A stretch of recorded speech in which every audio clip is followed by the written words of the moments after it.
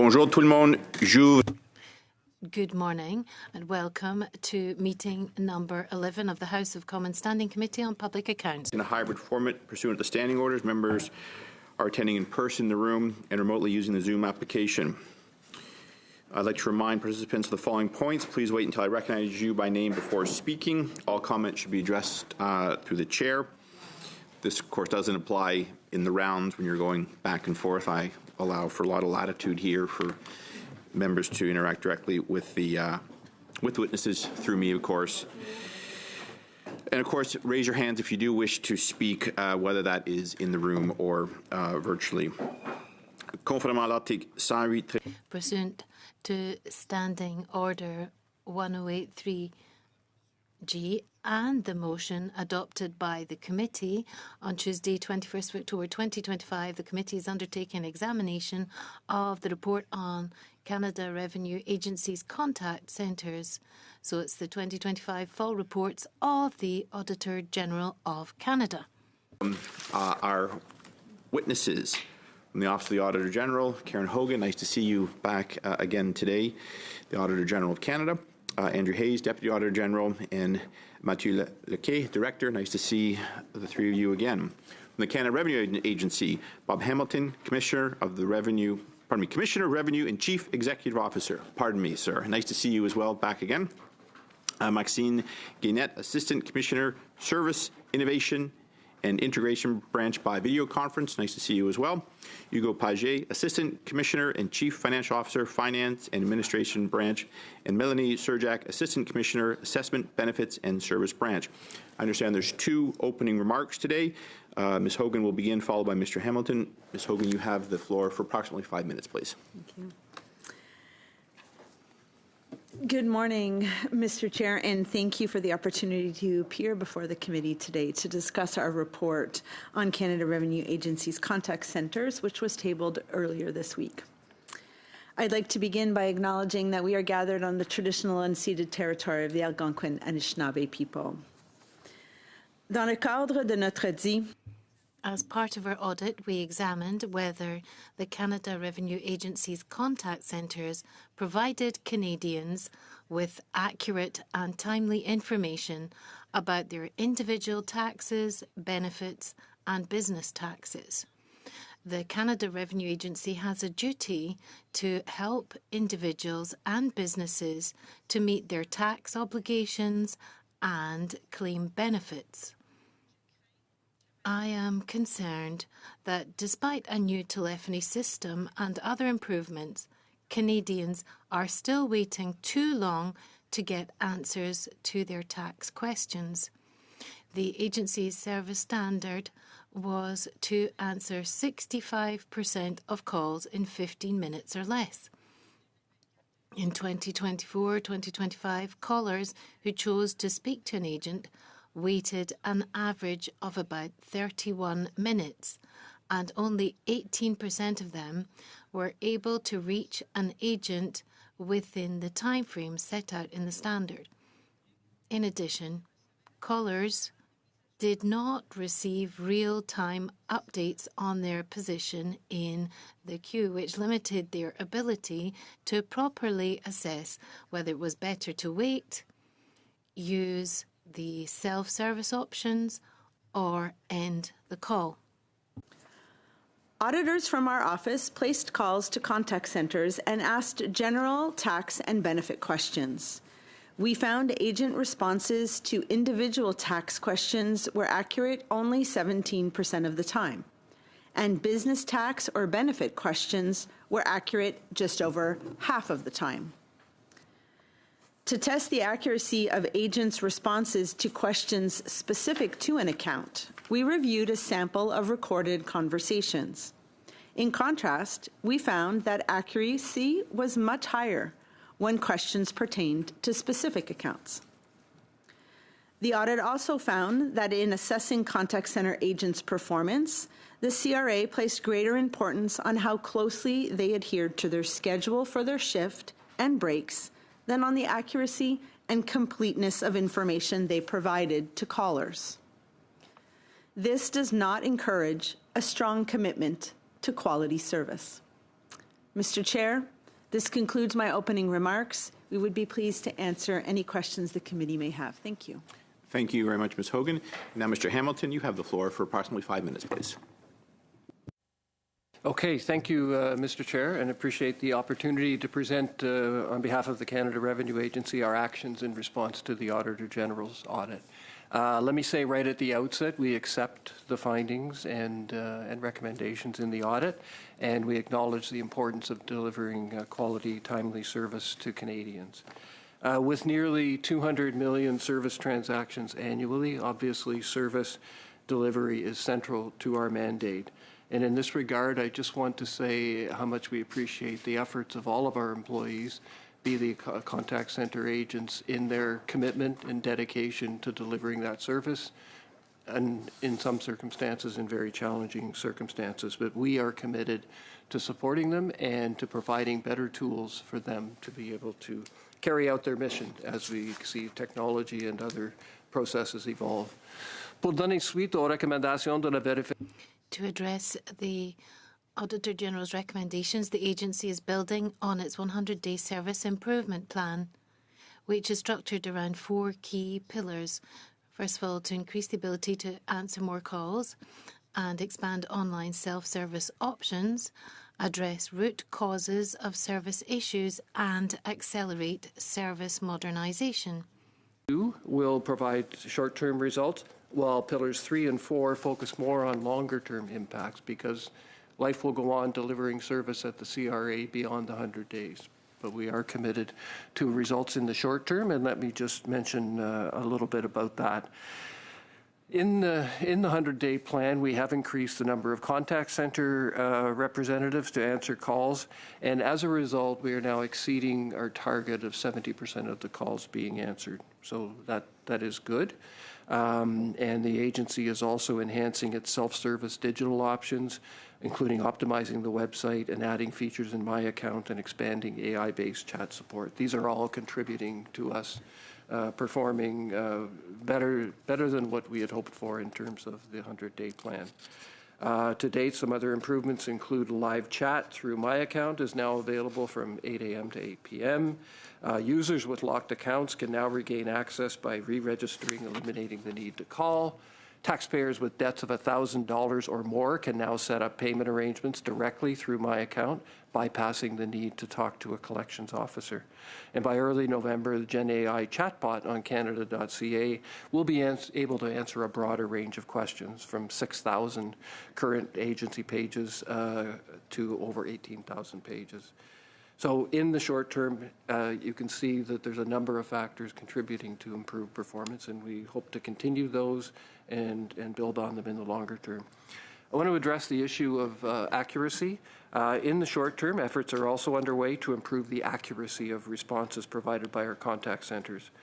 While we agree with the Auditor General's findings, I think it's important to highlight certain factors that relate to the accuracy questions that we hope will help reassure Canadians. In 2018, the agency implemented a new telephone system with call recording, a quality assurance program, targeted training, and technology-driven oversight. During the last fiscal year, the agency evaluated over 100,000 calls as part of this quality assurance program.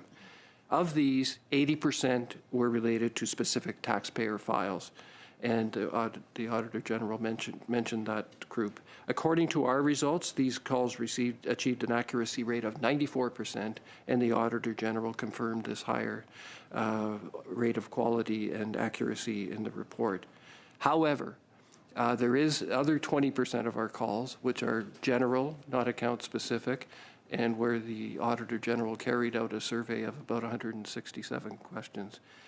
The findings there, which the 17% for individuals is referenced, are concerning to us. So I don't want to minimize at all that. I do want to just put it into context that on the vast majority of our calls, account specific, we have good processes in place to check accuracy, but the Auditor General has surfaced an issue on the general accounts, and we are working with the study that the Auditor General did to identify some places for improvement there, and taking that very, very seriously. To respond to audit findings, our quality assurance program is refocusing its evaluation criteria to emphasize the accuracy and completeness of information shared with callers. These evaluations will more effectively inform improvements, including updated training materials, revised procedures, and individualized coaching. It was also crucial for the agency to identify and resolve the root causes of service-related problems. In this regard, we get calls oftentimes for reasons that happen upstream. There's a problem in processing, people are looking for information, they call. We want to try to eliminate those problems upstream so people don't need to call.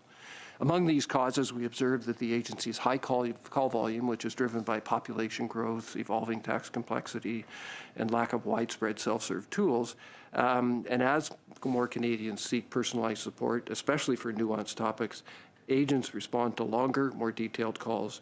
Many issues require expert guidance beyond digital platforms, reinforcing the need for accessible, responsive service channels. Pour relever ces défis, to address these challenges, the agency is reducing tax adjustment backlogs by encouraging Canadians to use digital tools for faster processing, as well as reallocating resources to high-demand areas such as Canada Child Benefit claims and disability tax credit applications, and also analysing and leveraging expertise as we aim to identify how technology and simpler processes such as self-serve options and also online options can resolve issues before individuals feel the need to call. Under Pillar 4, we are looking again at the longer-term modernization strategy, and the agency has assisted Shared Services Canada, with the award of a new competitive contract for the Contact Centre as a Service platform, a cutting-edge, secure, and reliable cloud-based technology used by leading organizations globally. The agency will support Shared Services Canada in improving processes and clarifying roles and responsibilities to strengthen oversight and cost management of contracts, with a revised agreement to be finalized in January. This will help provide a solid foundation for the contact center representatives, who will be equipped with state-of-the-art tools to carry out their mandate. And it will allow Canadians to seamlessly move across service channels, improving their experience. Le plan de 100 jours, finalement. The 100-day plan. Giving results in the short term, as I've mentioned, through a blend of retaining some additional employees, but also really driving hard on technology and investments and digitalized processes to try to prevent calls or make them happen more quickly. So a lot of progress there, but we are also looking beyond the 100 days to do things that help us in the longer term as a new filing season approaches, to make sure we're ready for that and that some of these things can help us in that vein. So with that, I'll stop there and happy to answer any questions you may have. Thank you very much. So my plan, everyone, today is to get through 4 rounds. That will take us to about 1 o'clock. I will be, as usual, finish your question in your time. I will allow for an answer, and I will, of course, look for a focused answer. I do allow witnesses time to finish, but if it goes on, of course, we'll have to end it. And I think with that, and then we have a quick meeting at 1 in camera to discuss priorities. So without further ado, the first round is 3 individuals, 3 members, 6 minutes each. Monsieur Deltel, s'il vous plaît, pour 6 minutes.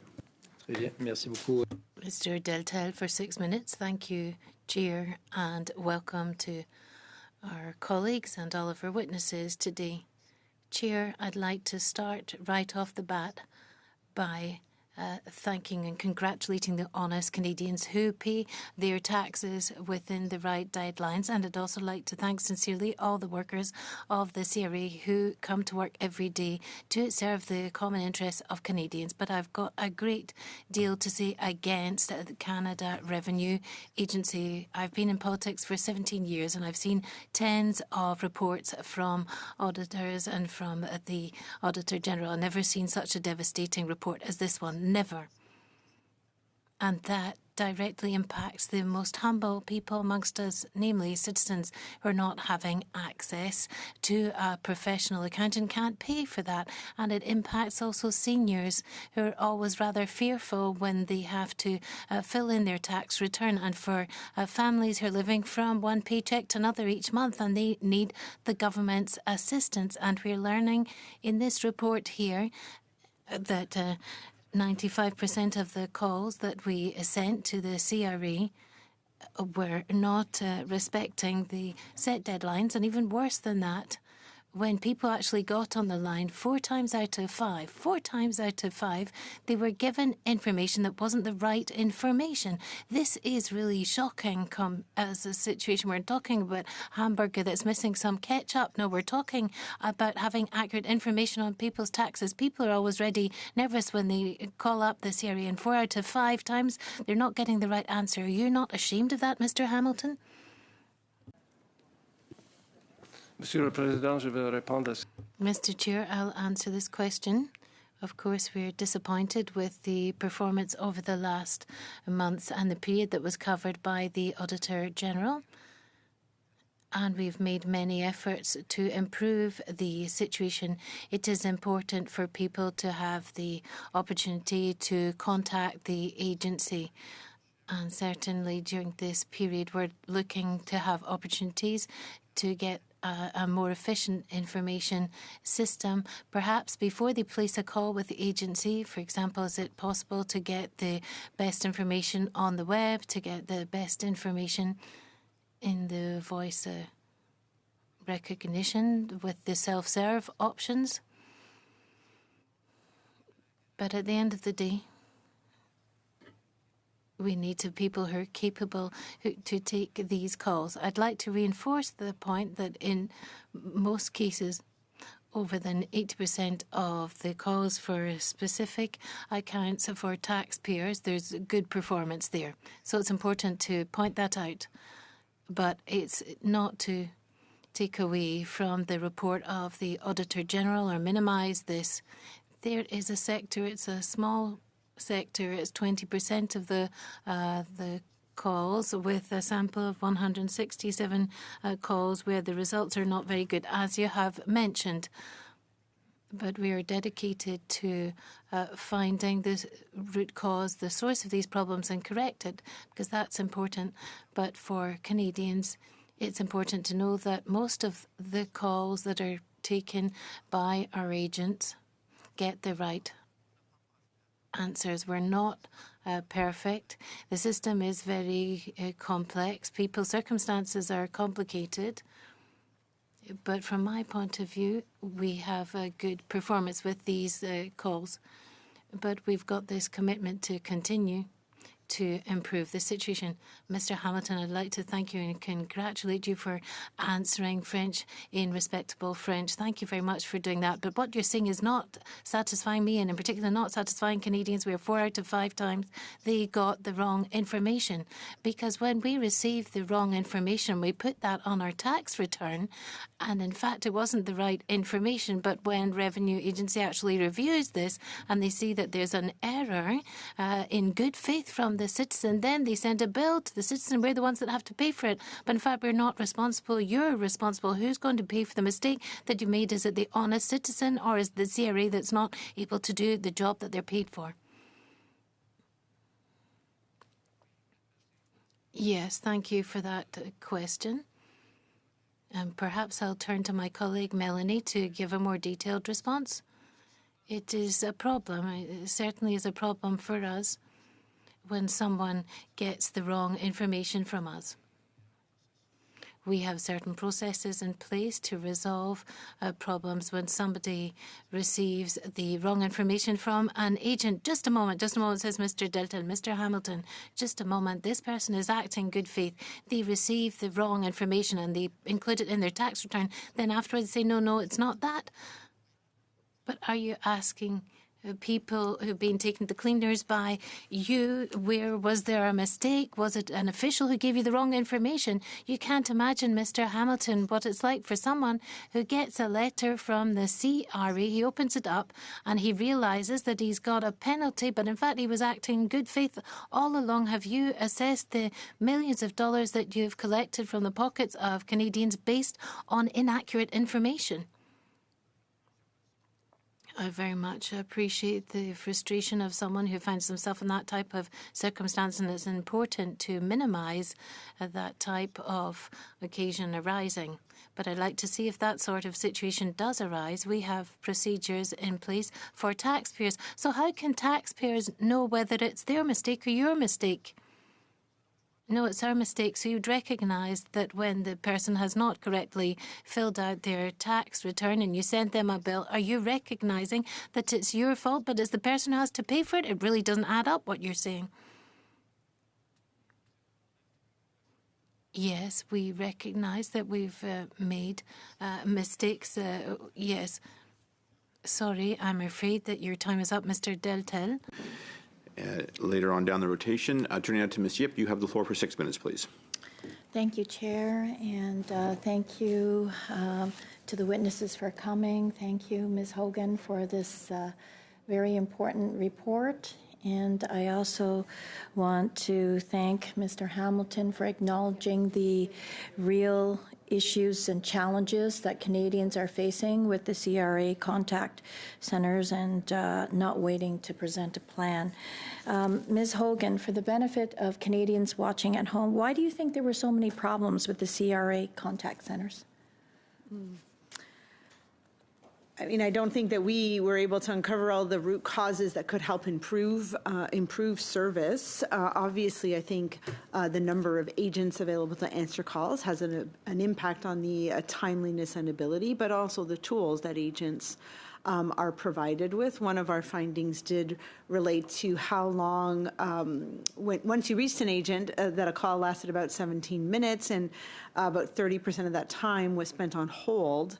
As an agent was looking for answers. So if you could improve tools, I think you would be able to improve some of the service quality and the speed, right? The sooner you end that call, the sooner you move to the next caller. I think that the authentication process at times slowed down the ability, probably increased frustration for some individuals.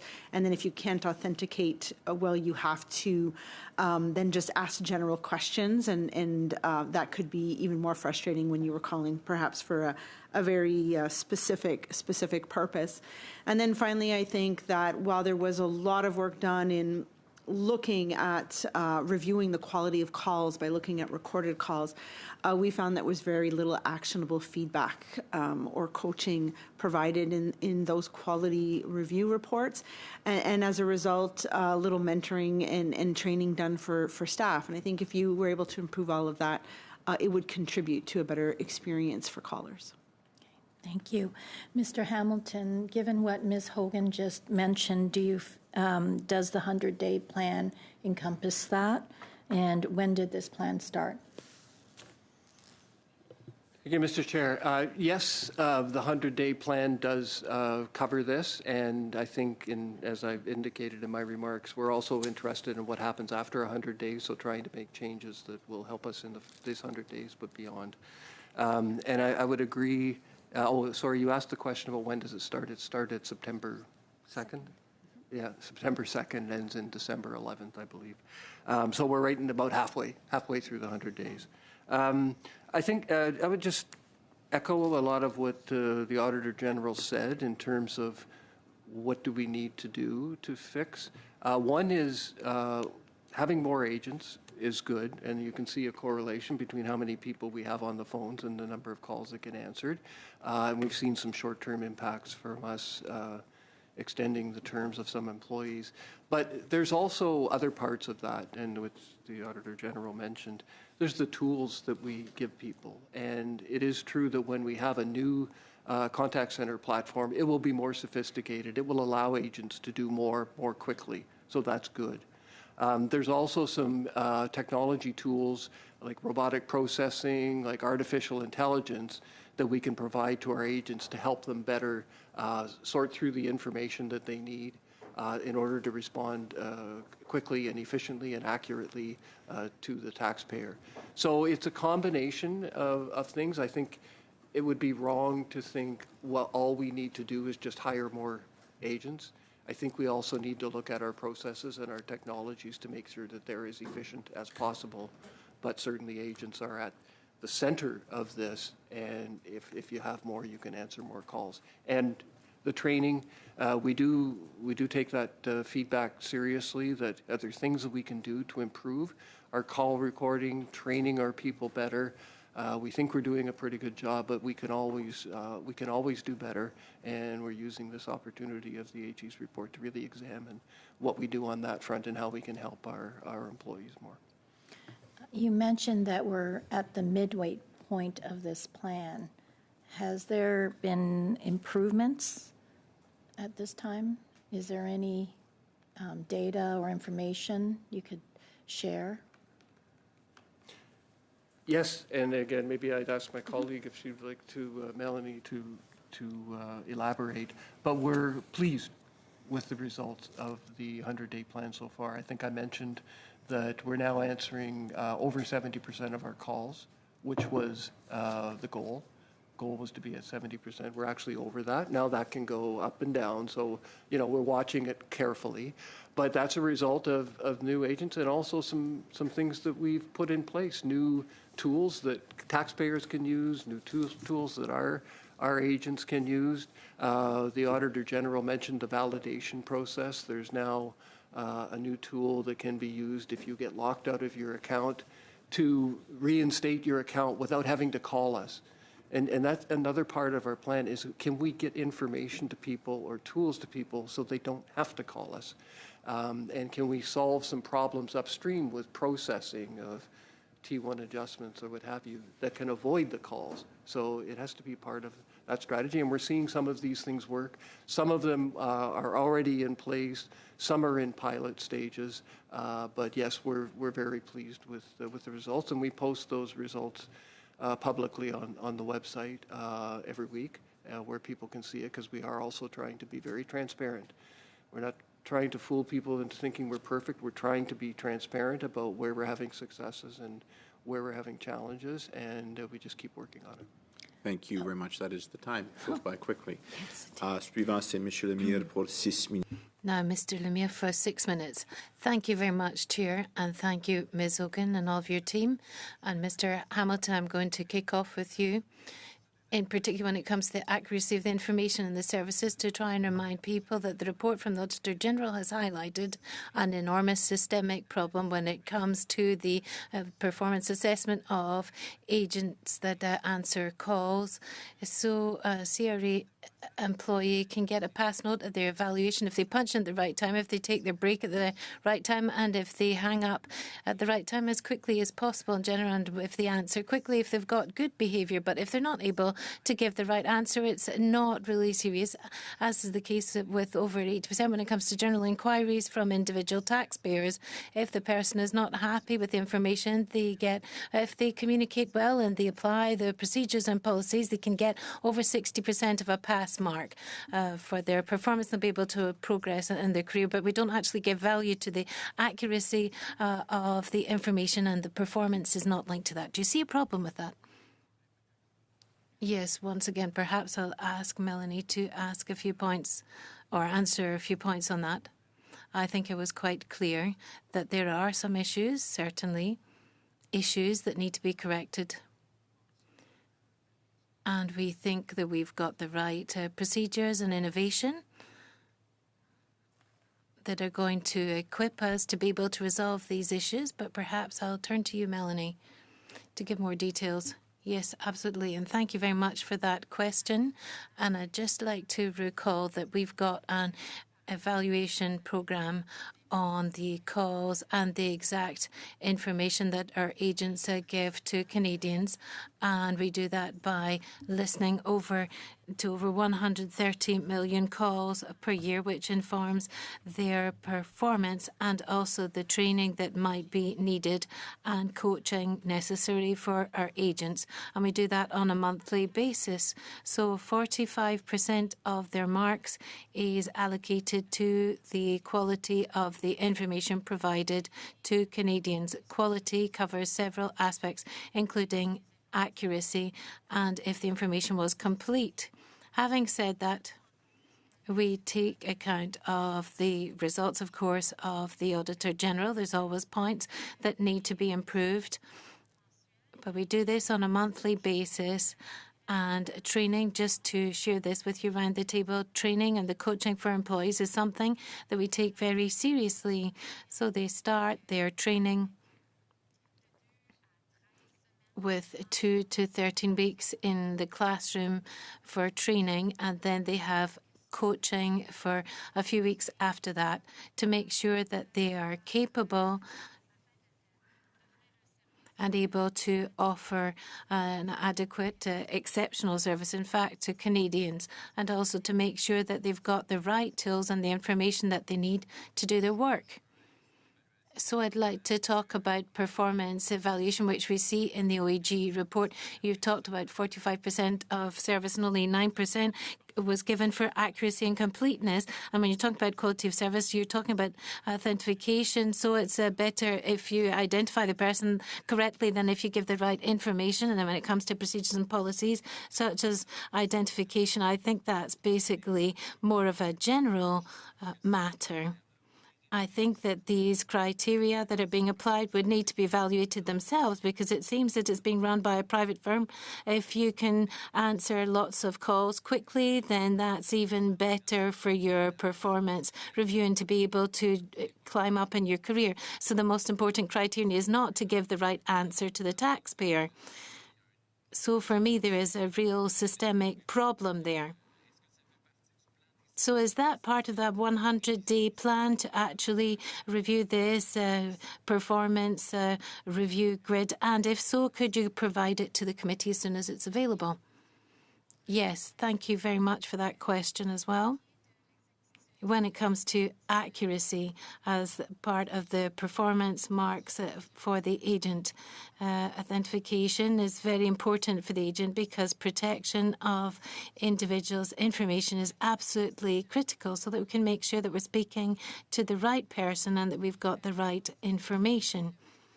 That's why identification, authentication is part of their performance. Then when it comes to accuracy, we cover that within a mark, which is about 15.95% of the total to go into the details. And one part of this mark deals with accuracy, but the other part of this mark is to make sure that the action that the agent has undertaken to complete the request of the individual has been done correctly. So can we look at this from a different angle? But basically, as I've said from the outset, we're taking the results seriously that have come from the OAG. And it's something that we're looking at in our 100-day plan and beyond, because, of course, we're getting ready for the next tax filing season. Now, on AI now, we know that your motor got 2 out of 6 answers that were right, which was better in general than the general answers, but 5 out of 6 were right for ChatGPT. Now, I haven't seen an action plan to actually correct the AI engine, so is that going to be part of what we can expect to see in the next 100 days? Yes, absolutely. Just to make that a bit more specific, our Jenny chatbot, which is on canada.ca, was not actually part of the scope of the OAG study. Why? It's because it's a pilot beta version. So as is the case in any responsible company, we didn't want to implement an AI tool on a broad scale because we're still testing it. So Canadians know that when they're using it, it's written it's a beta version. And when the OAG was carrying out their study, we explained that the contents from the AI that was recognized by the AI engine was very limited. That's why it was not able to answer the questions in a satisfying way, the questions that were put to it during the study. In fact, however, as of next month, our plan, because we've had this in production about 7 months now, and we've been testing it and getting feedback from Canadians to see whether this is working well. No, it's not working well. Then they give it a thumbs down. But next month, we're going to extend the sweep of questions to which it can answer, and it will include subjects for corporations and so on. So that is part of our 100-day plan. And thank you very much. Ms. Kuzi, you'll start it with 5 minutes, please. I want to make it very clear to the team that's here today that both Minister Champagne and Parliamentary Secretary Long have been inundated with questions in the House of Commons on the Auditor General report. And it's no surprise, with complaints increasing by 145% in the last 3 years, only 54% accuracy in responses, 17% when it's specific to tax questions, and the service standard being met only 18% of the time. It's no doubt that they should be held accountable and responsible for this. But what we're now hearing from them is that things are great. Everything is going fantastic. They are meeting the service standards and beyond as a result of this 100-day plan. But the real question is then, when did the work behind the 100-day plan begin? Was it before or after you received the Auditor General recommendations? Thank you, Mr. Chair. Yes, and when did the work begin? The work on this really began as we watched the results were deteriorating, and we actually did a consultation with Canadians in the fall to talk about service, and we were hearing feedback. And we know, obviously, the results are not what we want. So we started the work. How do we fix this? And I think we came up with the 100-day plan. I want to be careful. It is working well, and I think we're really pleased with the success. And it's driven an energy within the agency for change innovation, not just adding contact center agents, change innovation. So that's good. But this challenge is longer than a 100-day challenge. So we have to also be thinking about what can we do now that's going to help us in day 101 and down the road. And that's a really important preoccupation with us. So we're very pleased about what's happening now. The work had started earlier, but I think the 100-day plan was kind of a catalyst for... Yeah, okay, thank you, Commissioner. But this is a government that has been in charge for 10 years. And the fact that even the complaints alone have gone up in the last 3 years by 145%, that tells me that this change was long overdue. 100 days isn't even a third of a year, which over 10 years, 100 days is nothing. So the fact that this is just being addressed now by this government through their direction to you, it's shameful for the reason that my previous colleague indicated, as a result of the significant impact that it has had on seniors, on families, on small businesses. This government has been in power for 10 years, and the fact that we just started this in the fall, to me, that fact is absolutely pitiful. Auditor General, thank you so much for your report and your continuous work for Canadians. You noted the service centre contract was originally signed with a minimum work guarantee of $50 million over 10 years, but is now almost quadrupled to $100 million and will rise to $214 million over the next 2 years. Did CRA Shared Services Canada have the data to back up why this contract increased so much? And if so, did the increases demonstrate value for money for Canadians? We've put some elements in our report about why the contract has increased. There were about 18 amendments once the contract was signed. And I think all of us have to sort of put ourselves back there for a second. In 2015, I'm not sure everyone could predict the pandemic and the impact that would have on a surge in call volume. So I think some of that increase is explained by the need to beef up and have more accessibility, more agents on the line. That being said, there were many amendments that occurred before the contract even started, and there was difficulty for us to assess the value for money because there was little scrutiny on some of the invoices, and that's why we put some information about the contract, but I felt there was enough red flags that we are going to start an audit on the management of this contract with the goal of tabling it in Parliament in 2026 to hopefully help influence and amend, if needed, the new contract so that it can be better managed going forward. Thank you very much. Thank you. Just a small point of clarification, Mr. Hamilton. You said you consulted with Canadians in the fall. Was that correct? And was that the fall last year? Just could you be precise on that in your answer? And I wasn't sure you meant the spring, but I just thought I'd seek that clarification in case it came up. Mr. Chair, I believe I'm correct on that, but we actually have someone online who can absolutely verify, and that's Mexicanet. Maybe I'll just... Sure, yeah, just because, again, would that be this fall or last fall, or was it in fact the spring, please? It was the fall of 2024, Chair. Thank you. Okay, that lines up with exactly what Mr. Hamilton said, Commissioner Hamilton, so thank you. Next, we have Ms. Tester-Dirkskin for 5 minutes, please.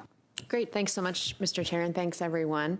I am going to be moving a motion. I believe I've provided everyone with a copy, and I apologize for not speaking to all of you in advance of that. But is it okay if I launch into that, Mr. Chair? Okay.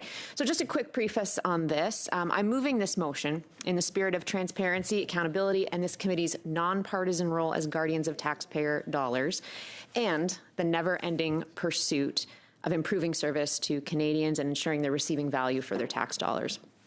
I do acknowledge, Mr. Hamilton, that there's been some great improvements very recently in accordance with the government's 100-day plan, and that is very commendable. But it's our job at this committee to be somewhat retrospective, and it's incumbent upon us to scrutinize and review missteps that were made in the past in order to keep avoiding making them in the future and to keep improving the critical services that Canadians rely on. So it's in that spirit that I move the following motion, which I'll now read.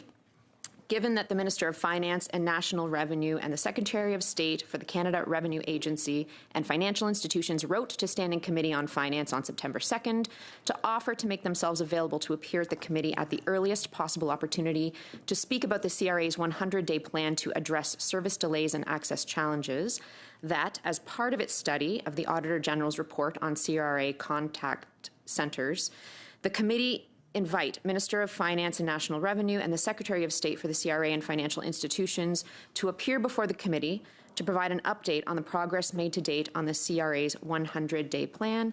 I hope I can count on the support of my committee colleagues, and I'm happy to answer any questions.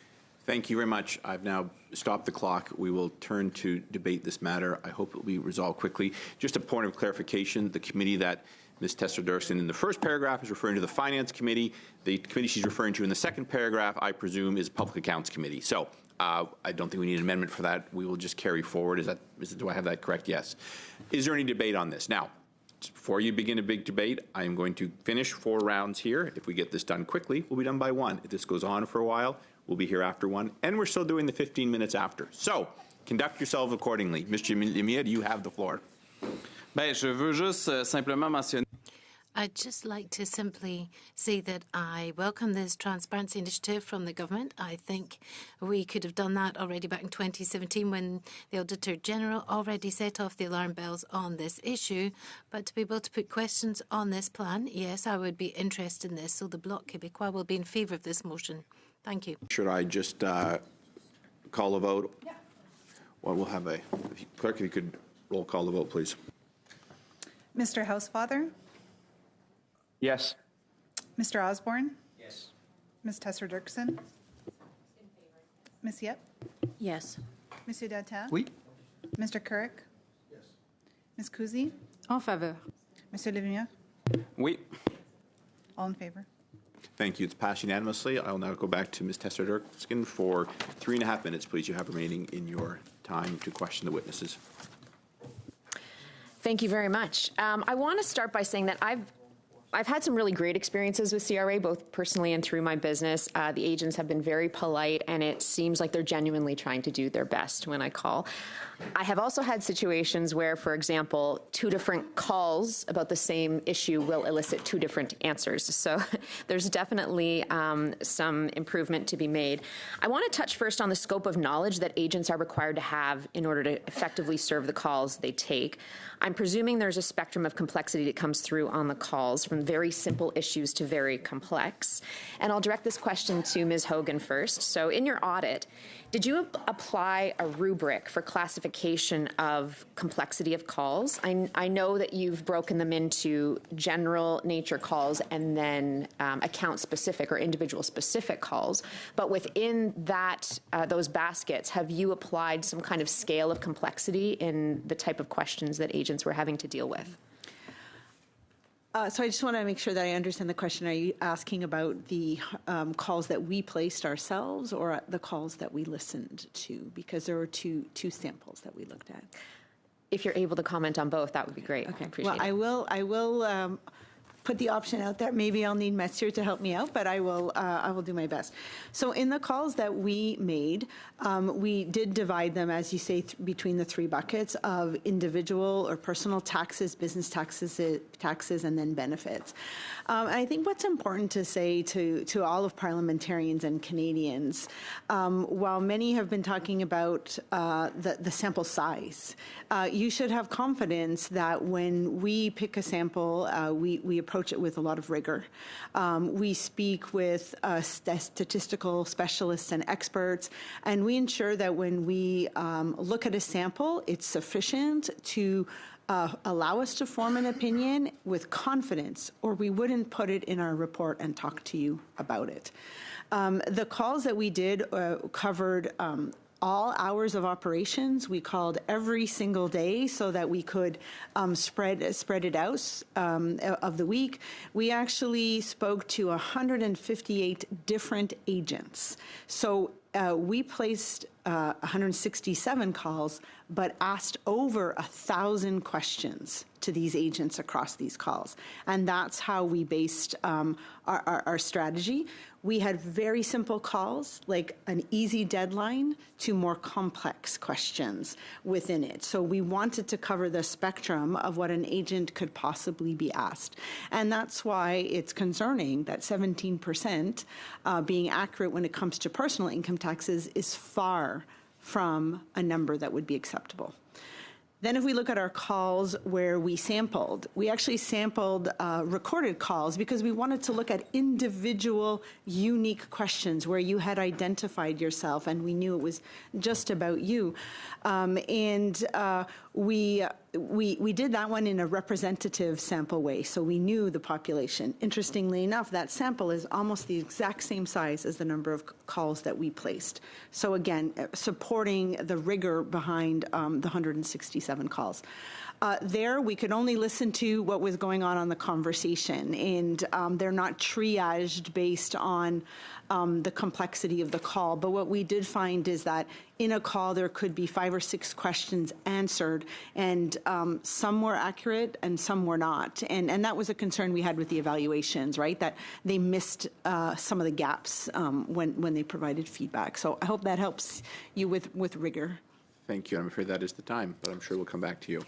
Suivant, c'est Michel Lemire, s'il vous plaît, pour 2 minutes 30 secondes. Mr. Lemire, 2.5 minutes. Thank you, Chair. Mr. Hamilton, I've got a question.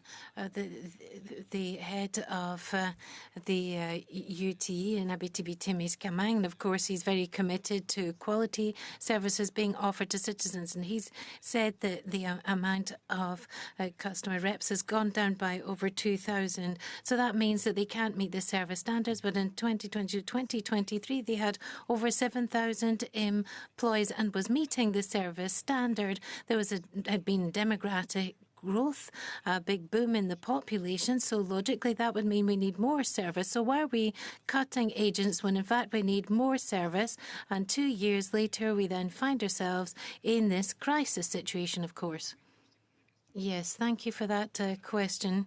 Now, it's true that as I mentioned, it's always possible to take more calls if we've got more people.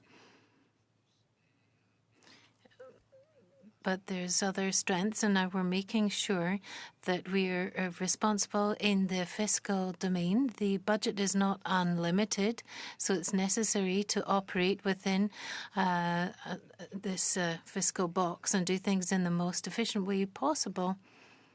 And as I've said, it would always be possible to do more if we had more resources. But we have the intention, or we need to take action to make sure that we are responsible with our resources in the fiscal area as well.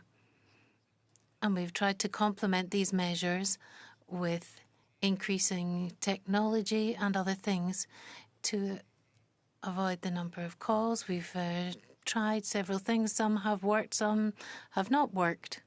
And we're still trying to adjust our plan to make sure that we're able to offer an acceptable level of service. Well, it seems that the plan, just depending on the crisis, because if we look at 10 years back in 2015, there were over 40,000 employees, and 2024 it was 52,500.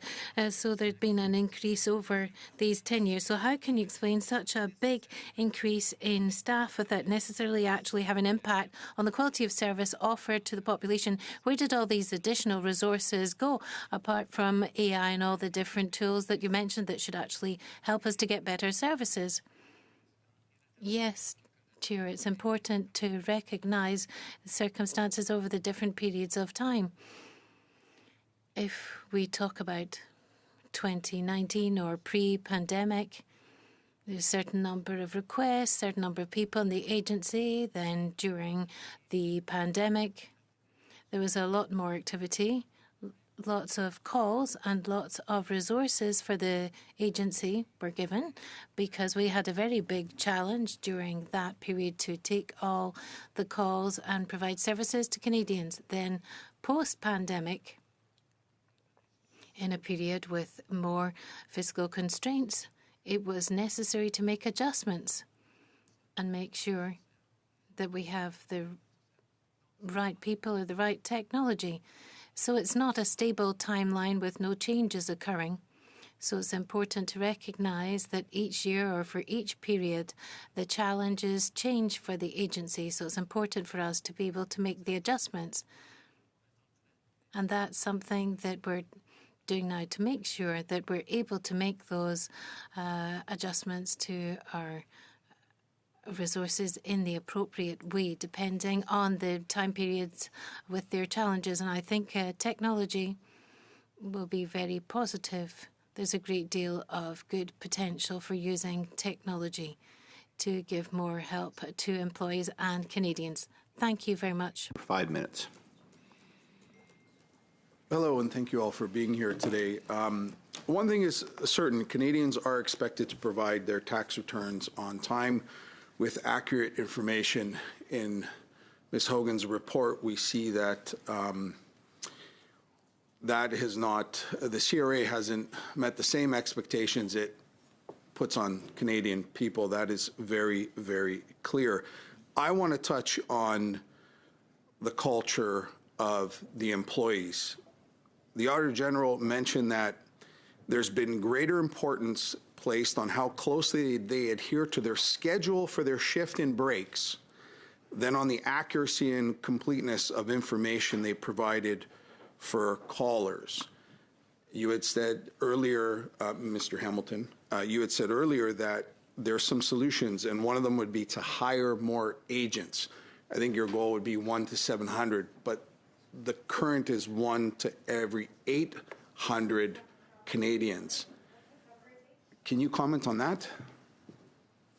Mr. Chair, I'm not sure I fully understood the question, but I can deal with the first part of it. Like 1 in 700, 1 in 800. So where my question is that the importance isn't on quality.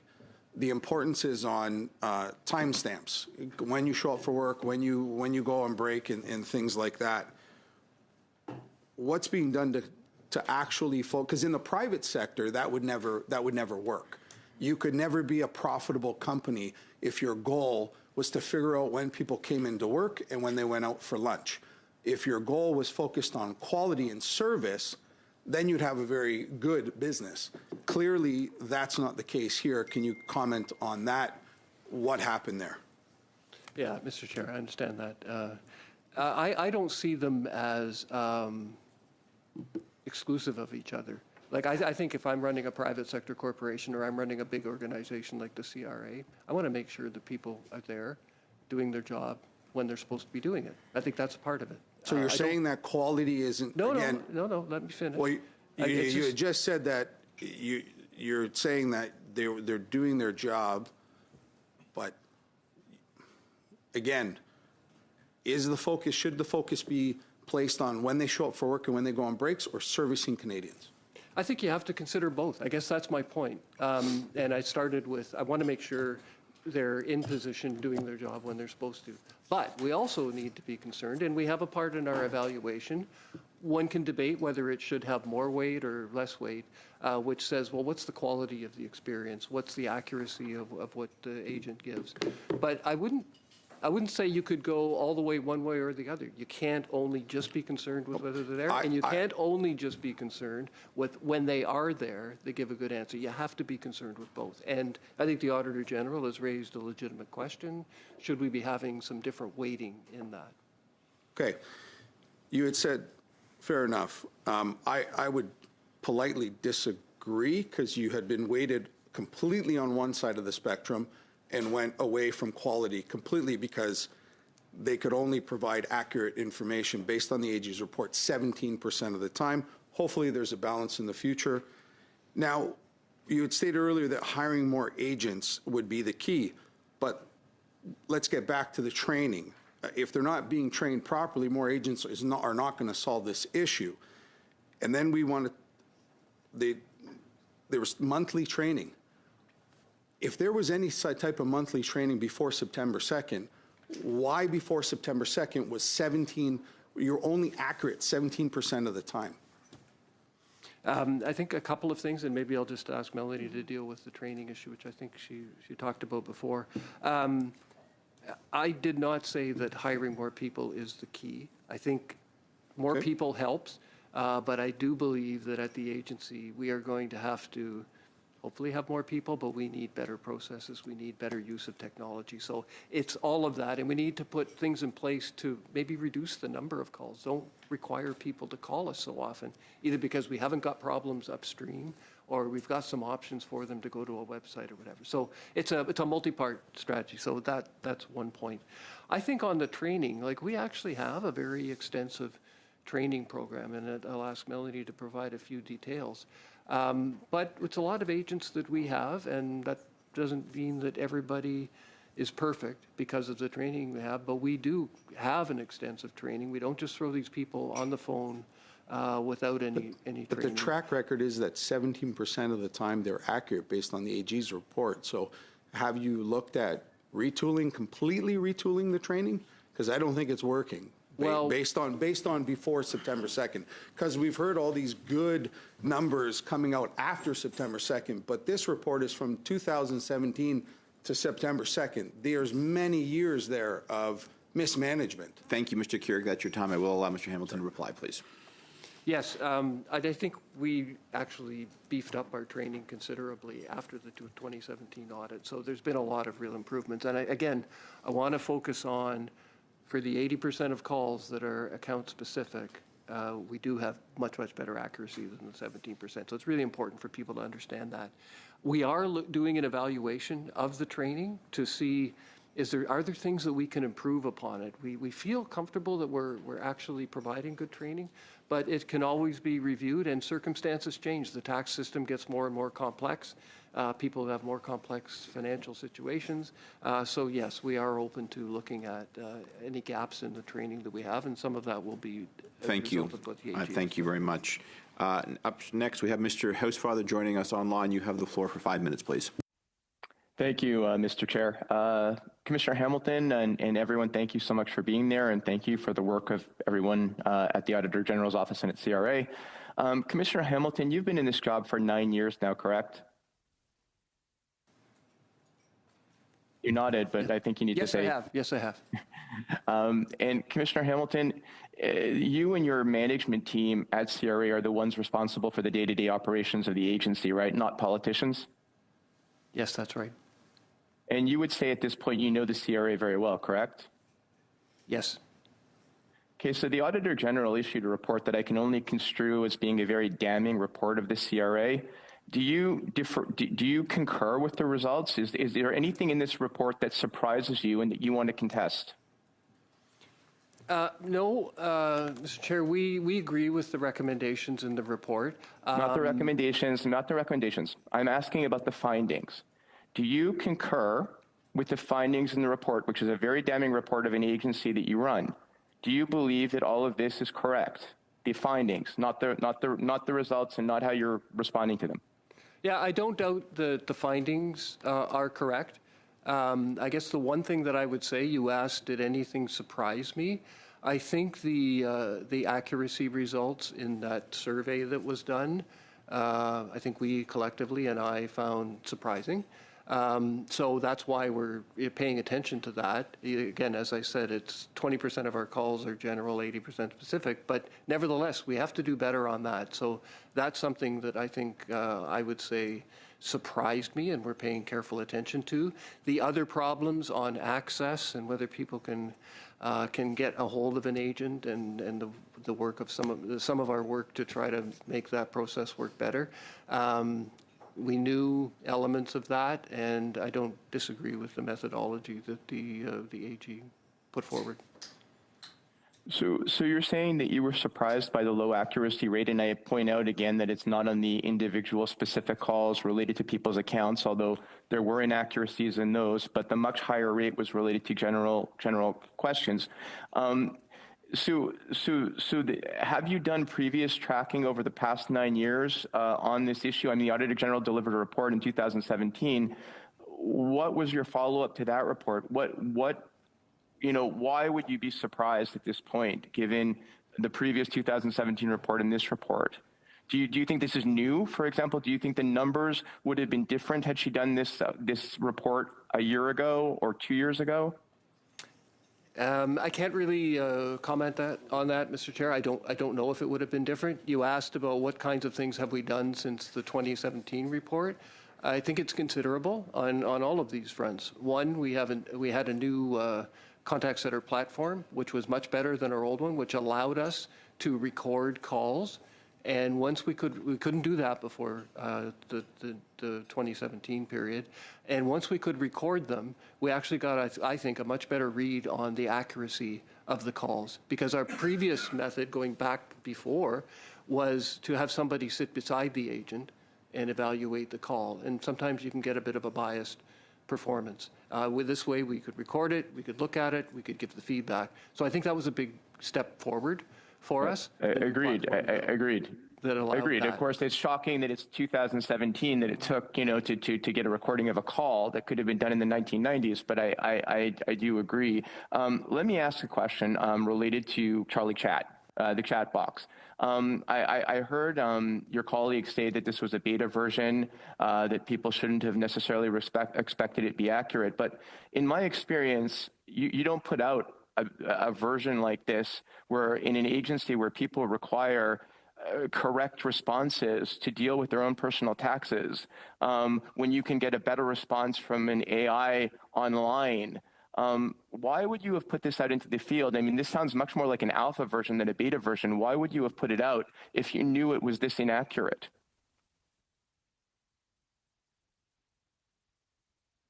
Oh, just 1 second. Your microphone's not on. So, yes, it should go on automatically if you can hit the button. There you go. Thank you. Okay, excellent. So the beta version of the GenAI chatbot that's currently on Canada.ca, we make it clear to Canadians that it covers 3 topics. It covers individual tax information, it covers benefits, and it also covers charities. So if you ask it a question outside of the realm of those 3 topics, we make it clear that that's perhaps not the tool that you wish to use.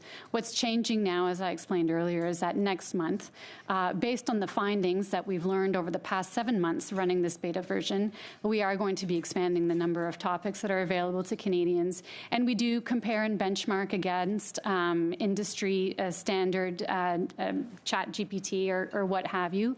And so we are very well aligned with the technology, which is what Canadians should expect of us. So we're quite excited about what's coming next month. Thank you. Mr. Hausfeld, I do have a follow-up. You lost a little time in some of the static back and forth. So if you have a follow-up, go ahead. I have one last question. Yes, I have one last question to the Auditor General. Did you, Ms. Hogan, measure the chat feature based on those 3 elements that was just mentioned, or did you only get a global figure related to any question you might have asked it? We were aware of what had been put into the chatbot, and so we did ask questions in the 3 areas that we audited: personal taxes, benefits, and business taxes, and it was accurate on childcare. So that would have been a benefit that you could have received, but then inaccurate in other areas. So maybe Mathieu can add. He's trying to speak to me, but it's probably easier if he just answer. Go ahead, and before you begin, Mr. Hausfather, your time is up. I'm sure we'll come back to you, so you have the floor, please, to answer. Yes. So it was accurate for the benefits line of investigation. Not individual tax, not corporate. And wrong there, too. Okay, thank you very much. I'm sure we'll pick this up again. Beginning our 3rd round, Mr. Stevenson, you have the floor for 5 minutes, please. Thank you. As CPA in public practice, I'm willing to guess I probably spent more time on the phone with Revenue Canada than anybody else in the room here now. And I found a lot of frustrations. Several of my colleagues have already asked most of my questions that I had, but I have a few others in regards to quality. Can you tell me how many of your callers from your call centers actually work at home? I would have to see if we have a specific number on that. Our policy right now is that people have to spend 3 days in the office. There are some exceptions where we can't house them unless Melanie has a specific number. We may have to get back to you on that. Okay, but that's our policy. That's fine. If you can get back to us on that. Part of my reason for that is going to quality in. I've had several calls where there's kids screaming, dogs barking, and whatever in the background when you have your calls. And so the quality of the answer is going to be somewhat distracted when you are doing some of those things. So I kind of wonder about that. Can you also tell me how, you talked about a bunch of training there, which I'm finding a bit of conflict in that in the Auditor General's paragraph 41, it stated in 24-25, agency reported over 130,000 hours of coaching, but it ended up working into under 30 minutes per agent annually. But that's not what you said there before. So how do you, I'll go to Mr. J. How do you reconcile what the auditor has said about that in her report versus what you're saying today? Yeah, happy to take that question. Thank you very much. So the information that was used in the Auditor General's report was sourced from one of our systems that does not capture the entirety of the training that is offered to agents. So unfortunately, it does not give a comprehensive view. So you're talking about CRA as a whole, and the audit is only on the call centers? Is that what you're trying to say? There's a differentiation? No, it's a system that, and we can probably get you some more information after the fact to make sure that this is very precise, but there is a system that is used by agents who enter the time that they do training during, and that system is not necessarily a comprehensive view of the training that is offered to the call center agents. Oh, okay. Yeah. When I looked at something earlier, there was So when we're talking about the quality of the calls, and my other colleagues have mentioned about the timing of focus on how much time they're in and out. When you call, quite often, the time you'd be on a call with somebody and then it'd be cut off. And you almost always, it seemed to be, to me, that the reason you're cut off is because they can't find the answer. And a lot of our people that you call in don't have, so we don't have the education to say, hold on, let me go check my resources. And then you're lost. And then you started back over and doing that. So there's also the other problem that I'd like to know, whose decision would it be that when you call into CRA, and I can't give you specific times, but I know there's certain times of the year, certain times of the day, where you'll call in and say, we're busy, call back later, click. Versus putting you on hold. And so whose decision and what would make you, I'm thinking that those hang-ups and deflected calls are not actually in any of the stats that talk about how long somebody's actually on hold. But I don't know whose decision would it be to have that kind of system to actually hang up on the caller before they even get through to either the automated system or an actual agent. Thank you for the question. Maybe I'll talk first about the call deflection that you mentioned, because the call hang-ups, I'm not quite sure, but I'll get to that as well.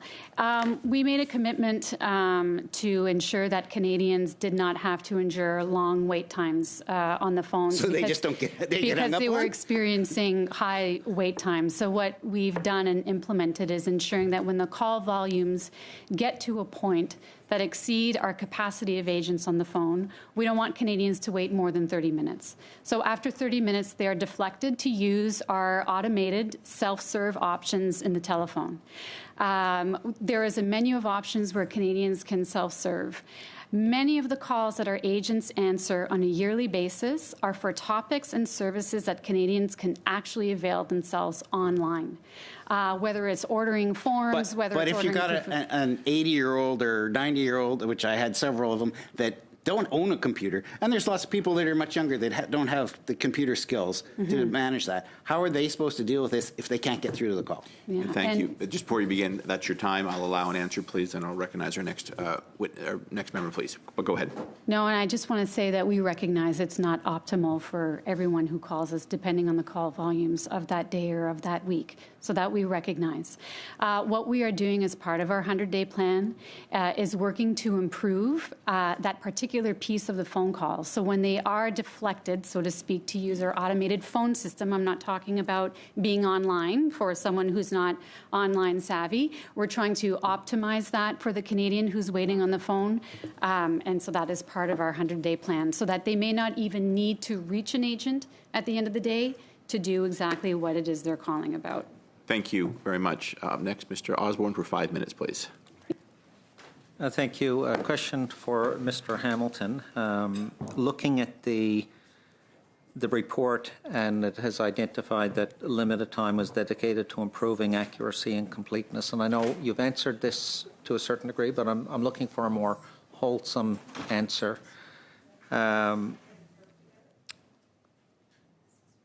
What has the agency done to determine the level of time and resources that are required to implement its quality control and agent improvement processes? Question, and I think Melanie was going to respond a little bit to that in the previous round, so I'll let her elaborate. But I would just say at the high level, we recognize that we have to make sure there's adequate space in the evaluation for the quality. And as I've said, it's got to be a combination of making sure, and this would be for any organization, that people are there doing their job when they're supposed to be, but also that they're giving accurate information and they're giving a high quality job. So, or giving high quality service, I guess I should say. So we are undertaking to review that process, do an evaluation, and see if there's something better that we can do. But we're going to have to do both. We're going to have to, because I'll say, and this relates to other questions that have been asked, one of the things we observed since the start of the pandemic, the call handle times have increased significantly. So before the pandemic, our average call was about 9 minutes. During the pandemic and beyond, it's over 15 minutes. So you've got a 50% increase in the time. So we have to pay attention to what's taking the time on those calls. And frankly, one of the things that we've seen, again, since the pandemic with the increase of fraud, there has to be a lot of effort put into making sure that you're talking to the person who they say they are. And so that identification process can occupy more space.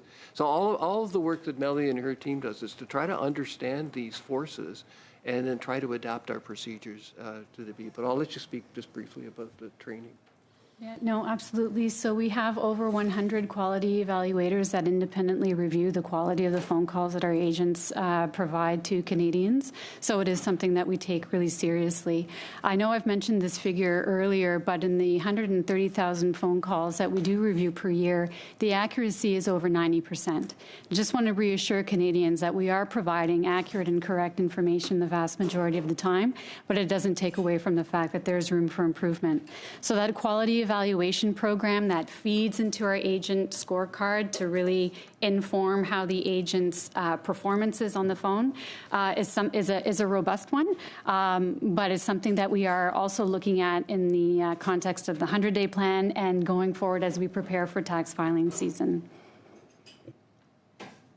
The 17% number, how does that sit with you?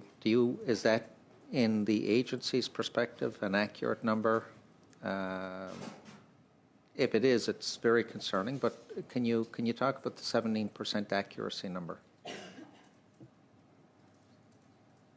Maybe I'll just clarify the question. So the 70% number, I thought you maybe were referring. 17. I'm sorry. Okay. Maybe that would help explain it. No, we are concerned. I don't think that's a good result. I mean, again, I put it in a box and say it's, I take the Auditor General's point. It's a good sample, but it relates to a smaller percentage of our calls. And we probably need to do a better job of making sure that we track that for that general information. And again, just to emphasize, if you're calling about yourself, I think we would all agree we do a good job on accuracy of the call. Can we do better? Yes. Are we trying to do better? Yes. And part of that can be the evaluation of the accuracy and whether we need to give it a bit of extra oomph. But no, I think I've said earlier, I find that 17% troubling, and we've got to get on top of fixing that.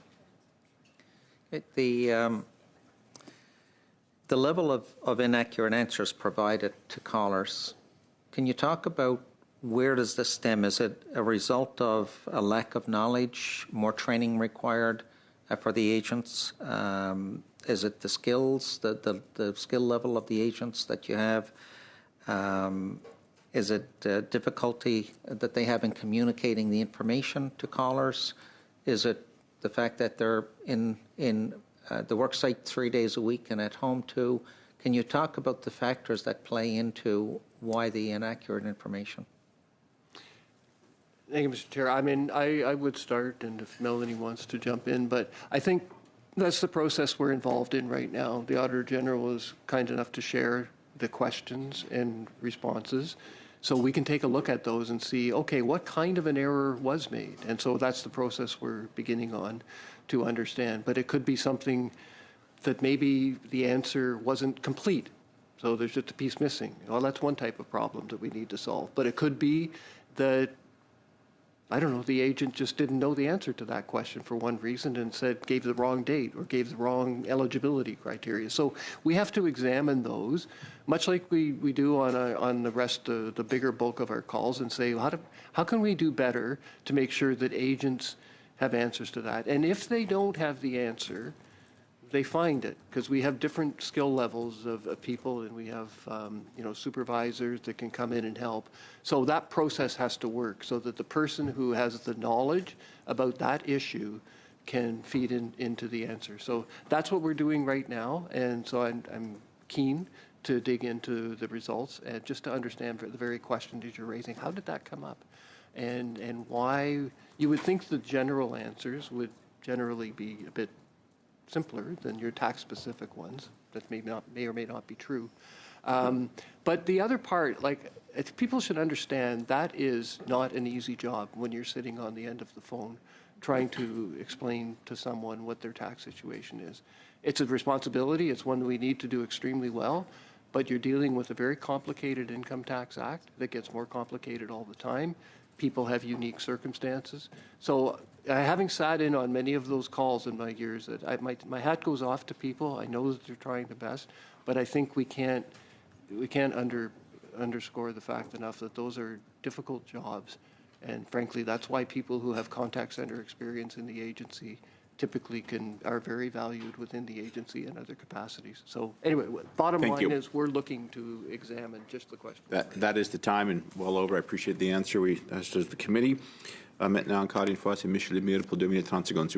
And once again, 2 minutes 30 for Mr. Lemire. Thank you very much, Chair.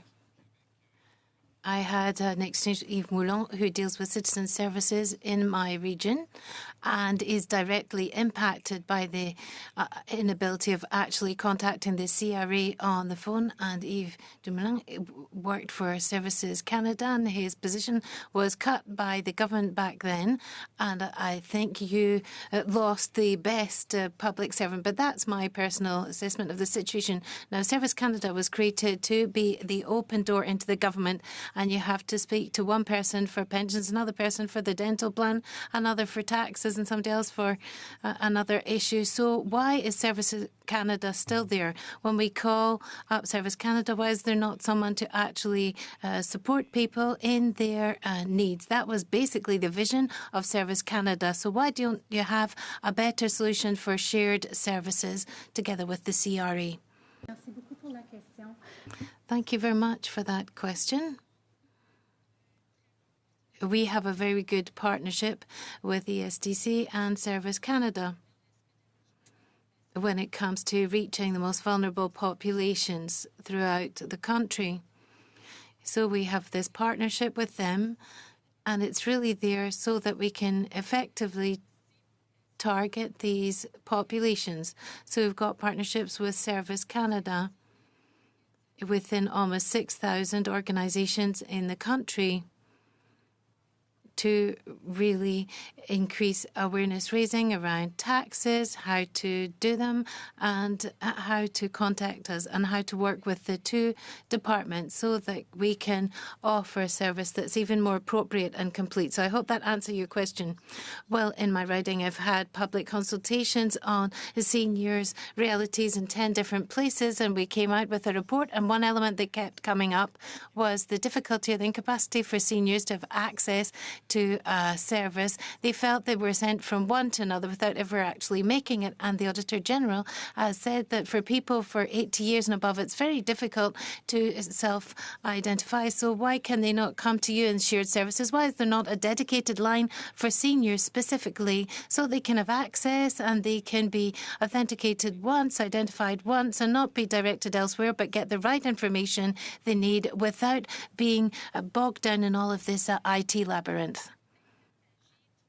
Well, perhaps I can share things that we do in terms of services for seniors, and then I'll come back to your question at the end about having a dedicated line for seniors. So there's 3 things that we do. I said, first of all, we've got the 6,000 organizations across Canada that we work with them through ESDC, and around 1,000 organizations are there for seniors. Once again, it's to do awareness raising, to explain how to communicate with the agency and how to fill out your tax returns.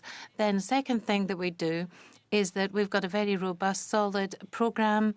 It's called Community Volunteer Income Tax Program in English, CPPME in French. And with that program, they're also working with the most vulnerable populations, including seniors, so they can have access to these free services to help with filling out their tax return and then be able to get the necessary support to do that. So that's a program where we saw last year there were over 1 million tax returns that were submitted through these organizations within that community. Then thirdly, another thing that we do is that On an annual basis, we invite people in vulnerable situations to come and fill out their tax return in a more automatic way by telephone. They just need to answer a few questions over the phone. And with our target invitations that we sent out to Canadians, almost half of these targeted invitations were for seniors, once again, so that they could do something that was a bit simpler if they met the parameters in terms of their financial situation. They could do this over the phone, and it takes about 10 minutes. So I just wanted to give you the context on that. Then on this question of a dedicated line, everything's on the table at the moment to try and see what type of service we could offer to Canadians with a good return on investment and at the same time to improve services. We have to also add in the question of fraud. That is a big issue within our ecosystem, and having a dedicated line for just one population that's already vulnerable, if you like, could also cause issues related to fraud. That's why we're saying everything's on the table, but we need to have a more in-depth analysis. Thank you very much. Thank you. Now, Mr. Deltel, for 5 minutes, please. Thank you very much, Chair. I said earlier that it's the most shocking report that I've ever seen for the CRA for taxpayers. And once again, I'd like to cite Madam Hogan in her report. She said that she's afraid that despite the new telephony system and other improvements, Canadians are still waiting too long to get answers to their tax questions. Mr. Hamilton, what can you say to Madam Hogan, in particular to Canadians? Whatever you do, you're still going to be in a sticky situation. I'm putting the question to you, Mr. Hamilton. Okay, je pense que c'était une question. Well, I think it was a question for the Auditor General. Could you perhaps repeat? Yes. So, Madam Hogan, no doubt you've read Madam Hogan's report, and she said, I fear that despite the new telephony system and other improvements, Canadians are still waiting too long to get an answer to the question on taxes. So I'd like to repeat, what would you say to Madam Hogan, in particular to Canadians? What are you going to do that'll be good? Because Madam Hogan has said, whatever you do, we're still going to have problems. Well, thank you for repeating that. Yes, it's too lengthy for Canadians. They're waiting too long. There have been recent improvements. There certainly was an issue. In the past, there were three worlds. There was the pre-pandemic world, where we had the commitment to answer calls after 2 minutes or within 2 minutes. And we were able to do that because we didn't accept calls if we didn't answer them within 2 minutes. Now I'm talking about the future. Ms. Hogan has said even if you make changes, people are still going to be waiting. We don't want to talk about what happened during the pandemic or before the pandemic, but what's going to happen in the future. We're going to finally have a phone line that will work correctly rather than having to wait, and still wait. Well, I mentioned what happened pre-pandemic and during the pandemic was because, yes, there's different strategies to do this. If the question's related to the future, yes, it is, says Mr. Deltel. Then, of course, we can talk about the results now. We can answer 70% of the calls as of now, and all of the calls are answered within 30 minutes. So things are good for the moment. But as I've said, it's important to look at the situation for our next tax filing season. Will we be able to continue in that improved vein? That's the target for us now, to make sure that we will be capable of answering with more or less the same level. But the strategy there is not just to have more agents. Perhaps we'll have more agents, but now we're making changes before the tax filing season to see if we can actually avoid having to place a call by having better information on the website and using better technology and better tools for agents. I think we're going to have better performance. Canadians want to ensure that once they're on the line, they can get the right information. 4 out of 5, they're not getting that at the moment. One of the factors that's perhaps leading to this has been cited by Madam Hogan, where she said that the agency gave more importance to respecting the working schedule and their breaks than to the accuracy of the answers, and that doesn't encourage commitment towards a quality service. So what is the culture within the CRA? Is it to answer right on time or to give the right information? And don't tell me that it's a balance of the two, because Madam Hogan has said it's not balanced. You're giving more importance to arriving on time rather than giving accurate information. This doesn't really add up. It doesn't make sense. Well, I'll repeat that there is a balance there. We have to find the right balance. It's not one or the other. But as I've said, we're open to carrying out a study on our evaluation process. Should we concentrate a bit more on accuracy or the other side? It's important in this assessment to see whether the person comes to work in an acceptable way and so on. But I'm aware of the point that you've raised. We need to strike a balance and send this message to employees. It's important to take the call, but it's just as important to give an answer. Well, this is a minimum that we're asking here. These people want to work, they want to serve Canadians, but they have to be informed correctly so they can pass on the correct information.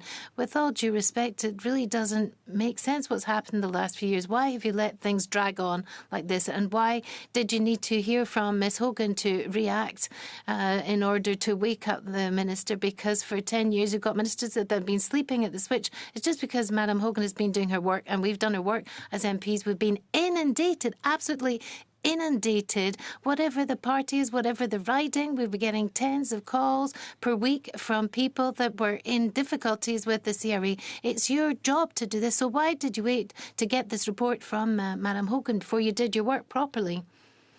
We are improving the situation, certainly, and I have got a great deal of confidence for the future that we're going to have the best service. And we're going to have people who are capable of answering the calls and giving true answers. And also the behaviour of the agent is important in this assessment. There needs to be a good experience for the taxpayer. And I must admit that for the people who give feedback from the call, if someone calls and speaks with one of our agents, in general, the experience is a positive one, according to the surveys that we've done on calls.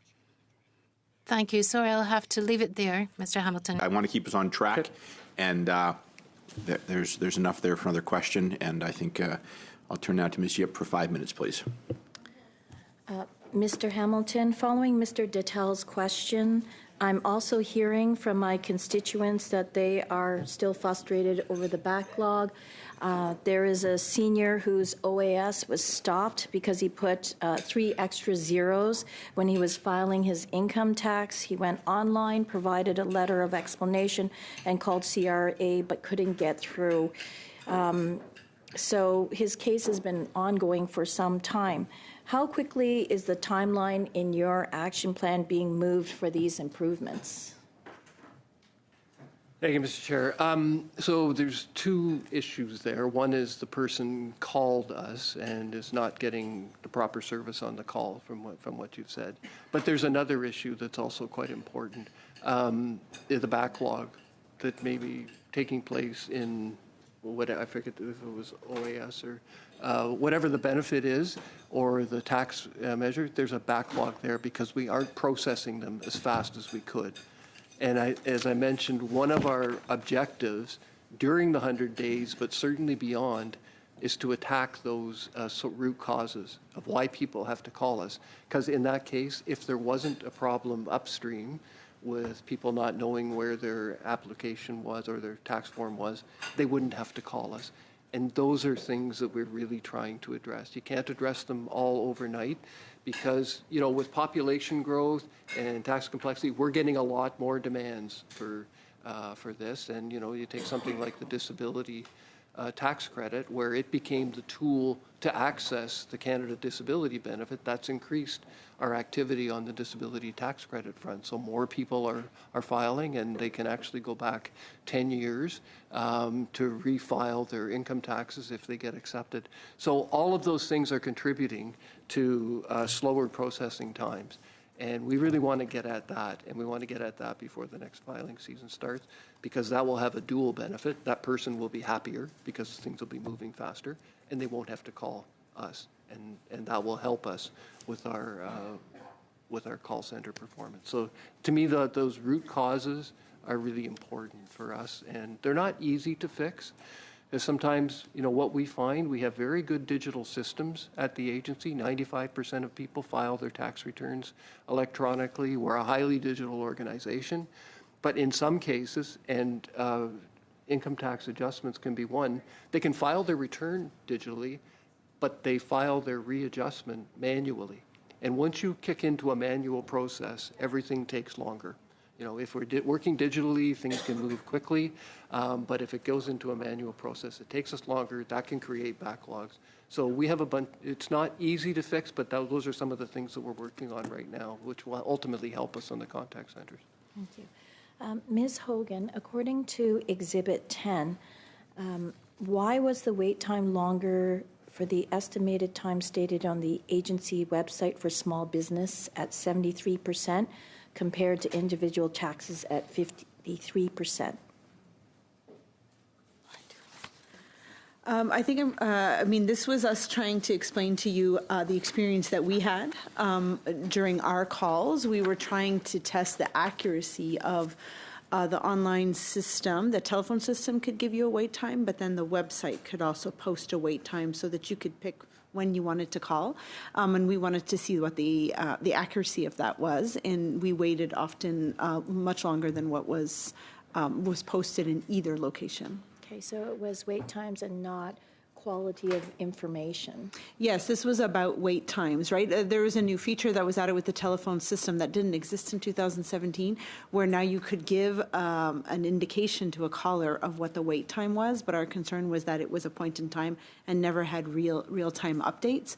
So you can't make a well-informed decision when you start off and think it might be 10 minutes, but then you're there much longer. You can't make a decision whether to choose self-serve or to hang up and try again later or to wait. Yeah, I know there's a lot of frustration with small businesses and the wait times and so forth. Did you have any statistics on the quality of information, the accuracy of the information given to small business? Yeah, so in our test calls, we triaged it between three different buckets. And when we had calls around businesses or benefits, the accuracy rate was a little over 54%, which is, I guess if you go to school, perhaps just a passing grade or close to one, but still a lot of opportunity for improvement. And these are kinds of questions where people are looking for advice in order to file their tax return correctly, not a call about where's the status of my application, how do I deal with an error code that I'm receiving. I'm happy that those are over 90% accurate, but when you're looking for advice, you should also be expecting that level of accuracy. Thank you. I'm afraid that is the time again, Ms. Yip. It's just it's burning through here. Beginning our fifth and last round, Ms. Kuzi, you have the floor for 5 minutes, please. That was our fourth and last round, not fifth. You have the floor for 5 minutes. Ms. Hogan, similar to the contracts Canadians saw on ArriveScan and with GC Strategies, you note invoice levels of activity weren't verified.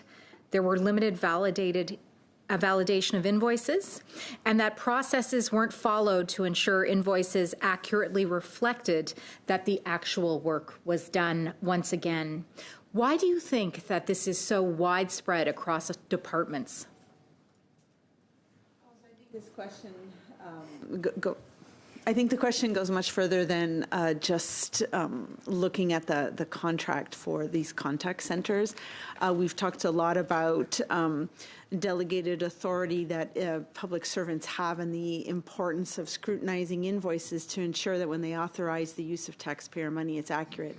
I can't tell you exactly why it was happening in this situation, and that's why I decided to launch another audit in order to be able to look at the management of this contract, so that we could look at some improvements. The time frame covered here goes, back to 2018 all the way to today. So I think it would be important to see if there was a difference in how things were handled over a period of time, and we'll hopefully be able to provide insights to Parliament in 2026 about that.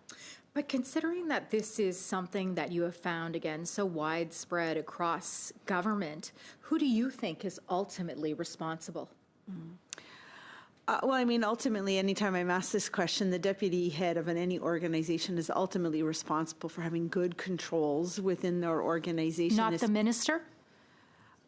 Well, a minister, a deputy minister is accountable to a minister, but the deputy minister is responsible for the day-to-day and ensuring that there's sufficient controls in an organization. Oftentimes, that responsibility is then delegated down. And so every individual within the public service who has a role to play in ensuring that taxpayer money is used properly has to take that seriously. But in the ultimate goal, it is the deputy minister who should answer to why controls may have not worked as intended. Would you say that this is something within the culture of this government from the top down, from the Prime Minister and Clerk of the Privy Council? Something that has to change within the culture for departments to finally take this seriously, for rules to be enforced. This has been your recommendation several times, same recommendation several times over several audits, yet nothing seems to be changing based upon your repeated findings. So wouldn't at this point, wouldn't it be safe to say that this is something cultural within this government, that this stems from the very top, from the Prime Minister, from the Clerk of the Privy Council, because it is consistent and it is persistent? What has to happen for this government to finally take this seriously, according to you? I mean, this is a question that I think plagues every auditor as you try to understand why when policies and rules are very clear, that roles and responsibilities should be clarified between organizations. Why aren't the rules followed? And I think that's a question we try to answer in every single audit. I think in this case, there's a very unique contracting relationship here where a central agency is trying to get services for 3 entities, and I think they didn't clarify properly how all of those roles and responsibilities should be outlined, and that's why no one was really scrutinizing the invoices, but that's what I'd hope to answer as we look at the next audit on this. Yeah, I just remember very clearly your comments in the spring regarding the GC Strategies audit, which seem applicable here today regarding this audit, and you said, I have not made any recommendations because the government need only follow and implement the rules. And yet 6 months later, here we are having the same findings and the same conversation. Again, it's incredibly disappointing, not only for myself, for members of this committee, and for Canadians as well. Commissioner Hamilton, I want to read out a response which my office received when we asked my constituents to outline their experience with your agency. Terrible. My accountant made an error that should have been easily corrected. 3 times when she tried to contact them, she was on hold for over 2 hours. Once when she talked to someone at CRA, they didn't understand what she was asking and kept putting her on hold to ask a supervisor. Then she finally came back and said it was the end of her shift and my accountant would have to call back another day.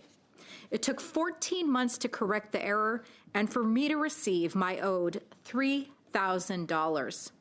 What do you have to say to any Canadian who has the unfortunate pleasure of phoning and waiting on hold to speak with your agency just to be told by the agent, I don't know? Thank you, Mr. Chair. Obviously, I don't like that story, that response. And to be honest, I receive some of them myself from people, and I don't like them. And when we see them, we try to understand them and try to fix them. So I can't comment on the specifics of that, but people shouldn't have to go through that. And I don't know the particular circumstances. And part of what we're trying to do is just to make sure that we address those situations earlier. I would just say, and it's not an excuse, we receive over 30 million calls a year.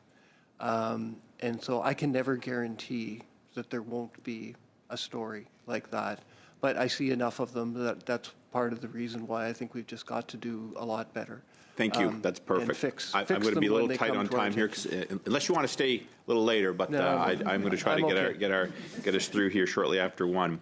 So just members be advised that I'm going to cut questions that run over time a little short. I'll still allow witnesses to finish.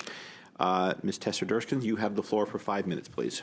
Thank you, Mr. Chair. I want to get back to my first line of questioning that was about the training. And it's, I think, fairly evident that tax law has grown more voluminous and more complicated as the years have gone on. I took a year of tax law. It's very complicated, compared to the weeks of training that your agents might get. The Income Tax Act is over 3,000 pages, and it's like that thin paper, like the tissue. So it's complicated, and it's getting more complicated. So that being said, what's your plan to set up these agents for success? Because right now they are not meeting the standard. There's a lot of room for improvement, a lot of potential for success, but they're going to be looking to their supervisors and their trainers and to you ultimately to set them up for success in the future as tax law and regulations do become more complex. And it's something the committee may not know. I've been at the agency for 9 years. I spent a good chunk of my career before that at the Department of Finance on the policy side, which is drafting legislation. So I've certainly advocated for simplifying the tax system to make everybody's life easier. Having said that, it's gone the other direction, and the challenge you raise is very real. It's not just the income tax that our people deal with. They have other sorted taxes, excise taxes, et cetera, and they're complex situations. So what are we doing about it? And here's a place where I think technology can help us. Like, you'll always need a human in the equation, but can something like artificial intelligence sort of sift through all of that and give the essence to the agent or wherever, so that they can check it and verify it, but it can sift through that complex web and help our agent?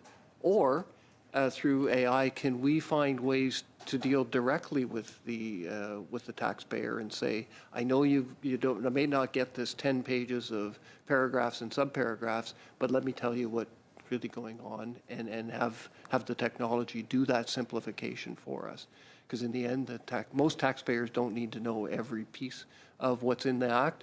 They just need to know the core, because their situation might be simpler. So there's a place where technology can help us. What we're doing as well is adapting our training program to make sure that our agents are trained up to the maximum we can in terms of the sophisticated tax questions that can come their way. But, in a sense, it is just getting more complex. And I would add, when it comes time on the phone calls, as we've seen a period of rapid immigration, people coming from outside of the country, sometimes they're not even as familiar with the Canadian tax system as others. So those are more high-touch individuals. They need a little bit more help from us, and it's our responsibility to give them that help.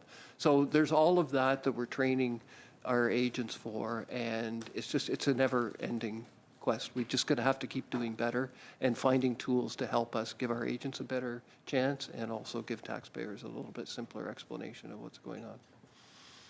Thank you. Without wading too far into decisions that are outside of your control, like policy decisions, have you looked at other jurisdictions to see what best practices they've implemented? I'm thinking particularly of the UK. I know that they have implemented a major tax reform. Best practices that they have used that might be transferable or might provide a good template for us to look at as far as training and improving services? Yes, in fact, so I chair a group of my colleagues across the OECD countries, 53 countries, so commissioners in different countries, and we share experiences like this. We talk about our digital transformation, because although every jurisdiction is different, there's a lot of similarities. And on how do we train our people, how do we deal with the tools that we have, that's a common issue. I would just add a footnote, short one. One of the other things we talk about with other jurisdictions is how they've simplified the system. And if you look at some of the Scandinavian countries and other countries, they have what's called auto-file, where the tax administrator pre-populates a return, sends it to the person, and then the person agrees or disagrees. And that can really simplify the tax filing process.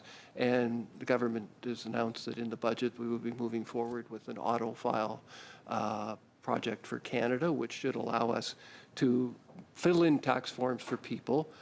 You know, we give them the opportunity to correct it or not, but that can make the whole process simpler. And based on the information we have, like we already have T4 information for people, we have information on investment slips. Can we expand that information so we can do a better job there? So those are the kinds of things we're always looking at to simplify lives for taxpayers. Great, thank you very much. And I have one question I'll ask real quick about, is it telephony? Is that how you pronounce it? It's kind of an unfortunate name for a system. Anyway, so I want to just mention that the report noted there were some features of telephony that were not implemented, particularly a workforce management module.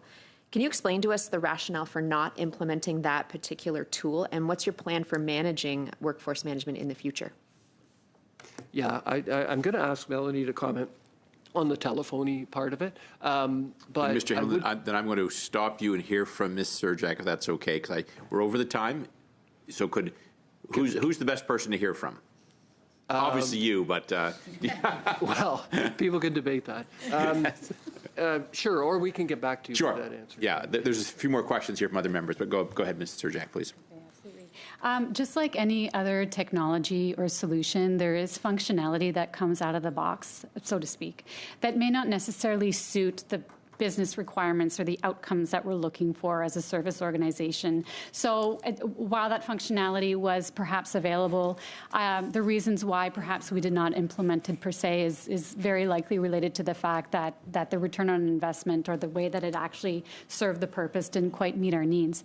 But what we are doing is accelerating our migration to the new telephony platform system with the new contract that was just delivered earlier this summer to avail ourselves of that type of service and those types of functionalities when and where required, because it is a cloud service, so we are going to be able to stay in line with industry standard and then pull on the functionalities when we need it, when it serves the business outcomes. So workforce management being one of them. Yeah, Thank you. Very exciting. Thank you very, very much. Puis encore une fois, Monsieur Lemire, pour 2 minutes 30 secondes. Once again, 2 minutes 30, Mr. Lemire. Thank you, Mr. Chair. First, to request for information, could you provide to committee the true expenditure covering the costs of internal salaries, professional services, and the professional service expenditures and their travel costs, software, infrastructure, IT, internal service, and additional services with shared services, Canada, and the sales tax for this solution for the hosted contact centre service telephony since 2020. This is a contract that you actually renewed in 2025. So could you give an estimate of the total costs and the expenditure incurred by type of cost broken down, including this question related to the HCCS? And then another quick question. So you assess your agents according to certain criteria. So with your team and your deputy commissioners, are you evaluated on the same criteria as your bonus or your compensation related to your punctuality, or whether you can answer questions quickly? I know it's your work, you're held accountable to us, but if someone takes too long to answer, perhaps they'd get training or perhaps their job would be endangered. So why is there not the same level of accountability when it comes to the quality of services offered by you? Of course, we've seen the OAG report, but that fiasco has dragged on since 2017, and that was also underlined by the OAG. So is that a question for the Deputy Commissioners or the others? Well, I'll put it to you, sir, because I think I'll give the floor to Melanie. But there is a robust system to make sure that all of the employees, from the top downwards, perform well. And expectations are set for managers, and I apply that. also to the deputy commissioners in my area, and then that trickles down within the other levels of the organisation. There's a very similar system that's applied, and in the call centres it's a very specific system because it's possible to measure the results. In other part of the government might be difficult to judge whether this mark is a good mark or not, or is this note correctly written or not. Perhaps it's more difficult, but here in the call centre, it's possible to really test this out, to test the performance of the individual, if they're there, if they've taken a certain number of calls together with other qualities. Thank you. I'm going to respect the time that's been allocated to me. I don't want my mic to be cut off. Anyway, I'm joking. Thanks very much. Up next is Mr. Couric, who's going to allow me to take just the first few seconds. Mr. Hamilton, I'm going to approach the time recording from a different angle. The auditor highlights the focus on signing in, break times and things like that.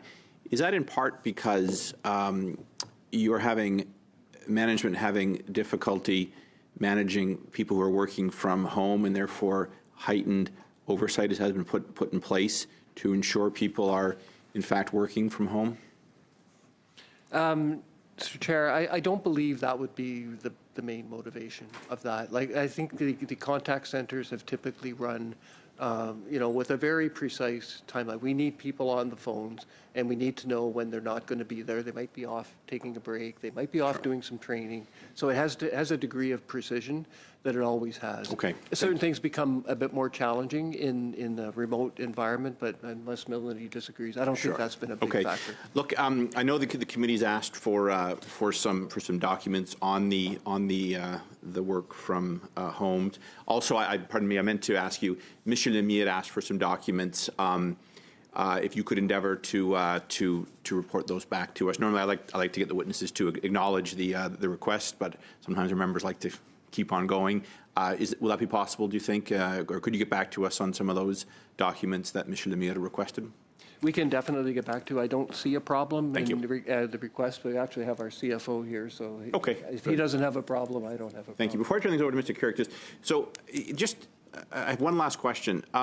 Is there information that your agents cannot access when they work from home? One thing that I've heard from my constituents is they'll be calling your lines looking for information, and your employees will say, I can only do this, I can only go so far because I'm not at the office, I can't access some tax information, you'll have to call back. Is that correct, that agents who work from home might not have access to certain sensitive information on tax returns and could be leading to, is it correct? And could that be leading to some of the slow responses? Thank you. Okay, do you want to go ahead? I actually don't have an answer. I think that's something that we'd like to get back to the committee on, just for that requires a level of precision. Thank you. Okay. Mr. Couric, you have 3.5 minutes, please. Thank you. I think it'd be an understatement to say since I got this report, I haven't been happy. And one of the big reasons is when Canadians can't navigate the CRA, or we now know they were getting a lot of misinformation, it becomes very costly for them. They have to hire an accountant to navigate these waters, which comes at a very big expense. Currently, we're in a cost of living crisis, and most Canadians can't afford that. So what's great about being an MP is that they can come to us, we can help them. And I do believe, and I know that every single member of Parliament and their staff in this room is more than willing and happy to do that, and we have been doing that. But here's an example of what we had to go through. So I have a single mother in my riding who has a nonverbal autistic son who got a terrifying letter that she owes $16,000. She didn't know where to turn. She didn't have the money for an accountant. Thankfully, she walked into our office.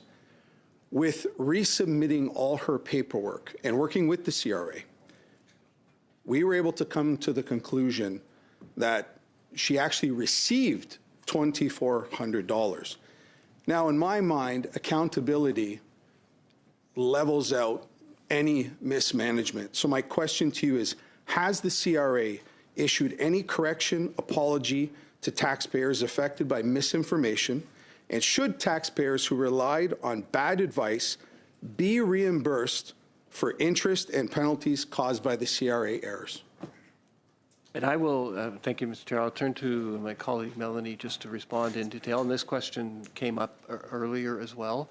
And obviously I can't comment specifically on the example you raised, but that is a case. I hear them, and MPs bring them to our attention, and we do try to solve those as fairly, equitably, and quickly as possible. But Melanie, in terms of, I think the question was, if somebody takes an action. The question, sorry, sir. The question is accountability. Yeah. Accountability. Ever since I was fortunate enough to be elected by Hamilton East Stony Creek, I've come here on the Public Accounts Committee and in the House, and there's no accountability with the past government, and we're finding with this government. Accountability.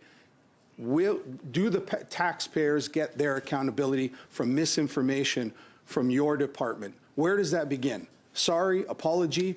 Are people who did a bad job since 2017 to September, have they been terminated? What's going on, and where's the accountability to taxpayers and Canadian citizens? It's a very clear question, sir. Yes, it is. And the ultimate accountability is with me, but I'll let Melanie answer the question of what mechanisms do we have in place if people receive the wrong information from us. Yeah, and what you've quoted is a really unfortunate story. Just have to declare that. But without knowing this taxpayer in question, of course, I wouldn't be able to opine as to what would happen or what has happened since. When the CRA has determined that it has made an error at some point in the process, a few things can happen. But the taxpayer does have recourse, will always have recourse through our appeals process, our objections process. So that is always available to them. But that costs more money with accountants. Your appeals process. Mr. Chair, I'm going to end it there because I am running over time. Do you have a last word you'd like to say, Mr. Jack? Although I thought your answer is appropriate. So, okay, thank you very much. Turning now to Mr. Housefather for the last 5 minutes, please. You have the floor. Thank you. Thank you very much, Mr. Chair. I want to come back to Mr. Jack because in my last round of questions, you talked about deflection, which you, I believe, had said was if you're online for 30 minutes, you could be then deflected to an automated system. There have been concerns, of course, that have been raised since then about seniors and others that cannot use automated systems very well. But Mr. Jack, why would people be required to wait 30 minutes then to be deflected to the system? Why would you not on the system already know when somebody calls that there is a surplus of calls that the agents won't be able to triage within 30 minutes and immediately direct them to this automated system? How could you possibly have a system that makes them wait 30 minutes and then does that? So the way that it works, and currently at the moment, there is a wait time of only 1 to 2 minutes if you call our main phone lines today, and we're answering approximately 90% of our phone calls. But that being, when the volume does surpass the capacity that we have on the phones, we have what we call a national traffic team. So it's the phone traffic who manages the volume and the average wait time. And if we know in advance that the average wait time for a Canadian will exceed 30 minutes, then we will deflect them to the automated system so that there is a better experience for them. They may not reach an agent, they may not get to a human on the other end of the line, but there is a chance that they may be able to self-serve through the phone menu. So that's, I don't know if that answers your question, but that is a change. Well, I just wanted, but I just wanted to better understand, and I understand that with this 100-day plan, that that phones are being answered more quickly today, and there's fewer people that are waiting, which is good and it's excellent. But I wanted to understand. I thought you had said that when somebody was on the line for 30 minutes, they were then at that point automatically deflected to this system. And it would be very different if what you were now saying, which is that as soon as you call, you were deflected. I think that makes sense. If what you're told in the immediate thing when you call in is right now there's a high call volume, your wait time is more than 30 minutes. As such, we invite you to either call back later, leave us a phone number, and we will call you back, or go to this automated system. But I thought what you said was I would be waiting on hold for 30 minutes and then I would be deflected. Okay, I'm going to have to get back to you on that just to make sure that I'm answering you correctly, if you don't mind. Of course. Thank you. But I think you'd understand the difference, Sure. right? Nobody should be sent after waiting on hold for 30 minutes to an automated system and be given no choice to do that once they've already wasted 30 minutes. So I'd invite you to, if Mr. Chair allows, to send a written response to the committee on that. You bet. Thanks. I had another question regarding escalation. What I continually hear, and as a Quebec member, I have multiple people that have complained to me about CRA services, ever since I've been an MP and escalated in the last few years. I'm constantly told that the Quebec Revenue Agency, Revenu Québec, gives better service than CRA, which is really kind of unfortunate. When you have a call that the person on the line cannot answer, too complicated, I assume they have a book that they can read through with standard answers. What is the escalation procedure to be sent to somebody who is more experienced or better apt to answer the question? How does that work? So we have 3 tiers of phone agents, and those 3 tiers are directly related to the level of training, experience, and expertise that they have. So tier 1 being the most basic information, going up to tier 3, which is very specialty information. So depending on the choice that the caller makes when they call our general phone lines, they may end up immediately with a tier 2 agent, for example, or they may fall to the tier 1. So regardless of whichever tier, the call agents are equipped with a dedicated resource officer. And that resource officer is the person that they turn to if they don't feel equipped or they are unable to answer the phone call in question. So then what happens is they receive that information from the resource officer, and then they relate that to the taxpayer. If at that point in time it still doesn't answer the taxpayer's question, there is an opportunity for the resource officer, if they're available, to speak directly with the caller. If they are not available, then we can schedule a callback, where the resource officer will call back the individual taxpayer with the answers that they were calling about. That's really helpful. I have one last question because I know we have pressing matters to get to. Mr. Hamilton, this is a question that Commissioner Hamilton, this is a question that I sometimes ask. If you were to grade the CRA right now on customer service, what grade would you give it? Ranging from an A, which is the best grade, to an F, which is a failing grade? I prefer a world where other people grade me, but I guess I would say I'd be somewhere between a B and a C, and I'll tell you why I say that, and the factors that would think. When I get the chance to see the challenges that we have to deliver on giving service to 32 million Canadians in a complex environment, rising expectations. So I do feel that the effort and the innovation and the commitment is there, and that might drive me more towards a B. On the other hand, when we talked about people waiting a long time for calls and that there is some accuracy concerns in part of the system, that maybe drive me more to a C. But what I want to be is in the A or B category, because we started in my domain, we put a big emphasis on service. That we had a chief service officer who was Max Gannett, who's on the call. We paid attention to service. We're trying to do everything we could. We're now in a world where maybe we don't have the resources that are necessary to get us to there, so we're having to focus on innovations in process and technology. So I think we will get there, because one thing I know about the agency in my time here, when we are presented with a challenge, we deliver. Sometimes it can maybe take us a bit longer because it's a big machine to get there, but we are a highly digitalized, highly innovative agency. So I think maybe a B or a C, but with an arrow pointing up. We're really on the way up, and we're going to conquer this problem. And I know the agency is very, very excited about doing that. So that's how I would grade myself. Thanks very much. Thank you. Auditor, are you interested in offering a letter grade? when Mr. Hamilton started speaking, I said, "Oh, I'm sure someone's going to ask me." I want to echo his comment that I too prefer a world where someone else does grading. There's a reason I'm an accountant and not a teacher. But when I look at the results of how many calls were answered within the service standard and the results that we saw to the accuracy of tests. Questions around general personal taxes, I would tell you those results were far from a passing grade. Thank you very, very much. And Mr. Hamilton, this is a serious issue. All our offices have been inundated with calls on this matter, so we do urge you to take this very, very seriously going forward. It is distressing to our constituents who frankly, view the government as often a faraway entity that has tremendous powers to impose fees and penalties. And most of my constituents, the vast majority, if not all of them, they just want to follow the rules, and they work hard. They want to follow the rules, pay their taxes. But when they can't do that and it falls on them, it's a challenge, and we hear about it. And that's why this has gripped Parliament, I think, the way it has. So on that note, thank you all for coming in, to all our witnesses, and helping us with this study of the report of the Canada Revenue Agency contact centers. I know it's going to continue. We passed a motion to that effect. We passed another one today. So you might hear from us again. I know the auditor and her team will be back in. So on that note, you are all excused. I will suspend this meeting so we can get set up for our in-camera discussion. Thank you very much. This meeting is suspended.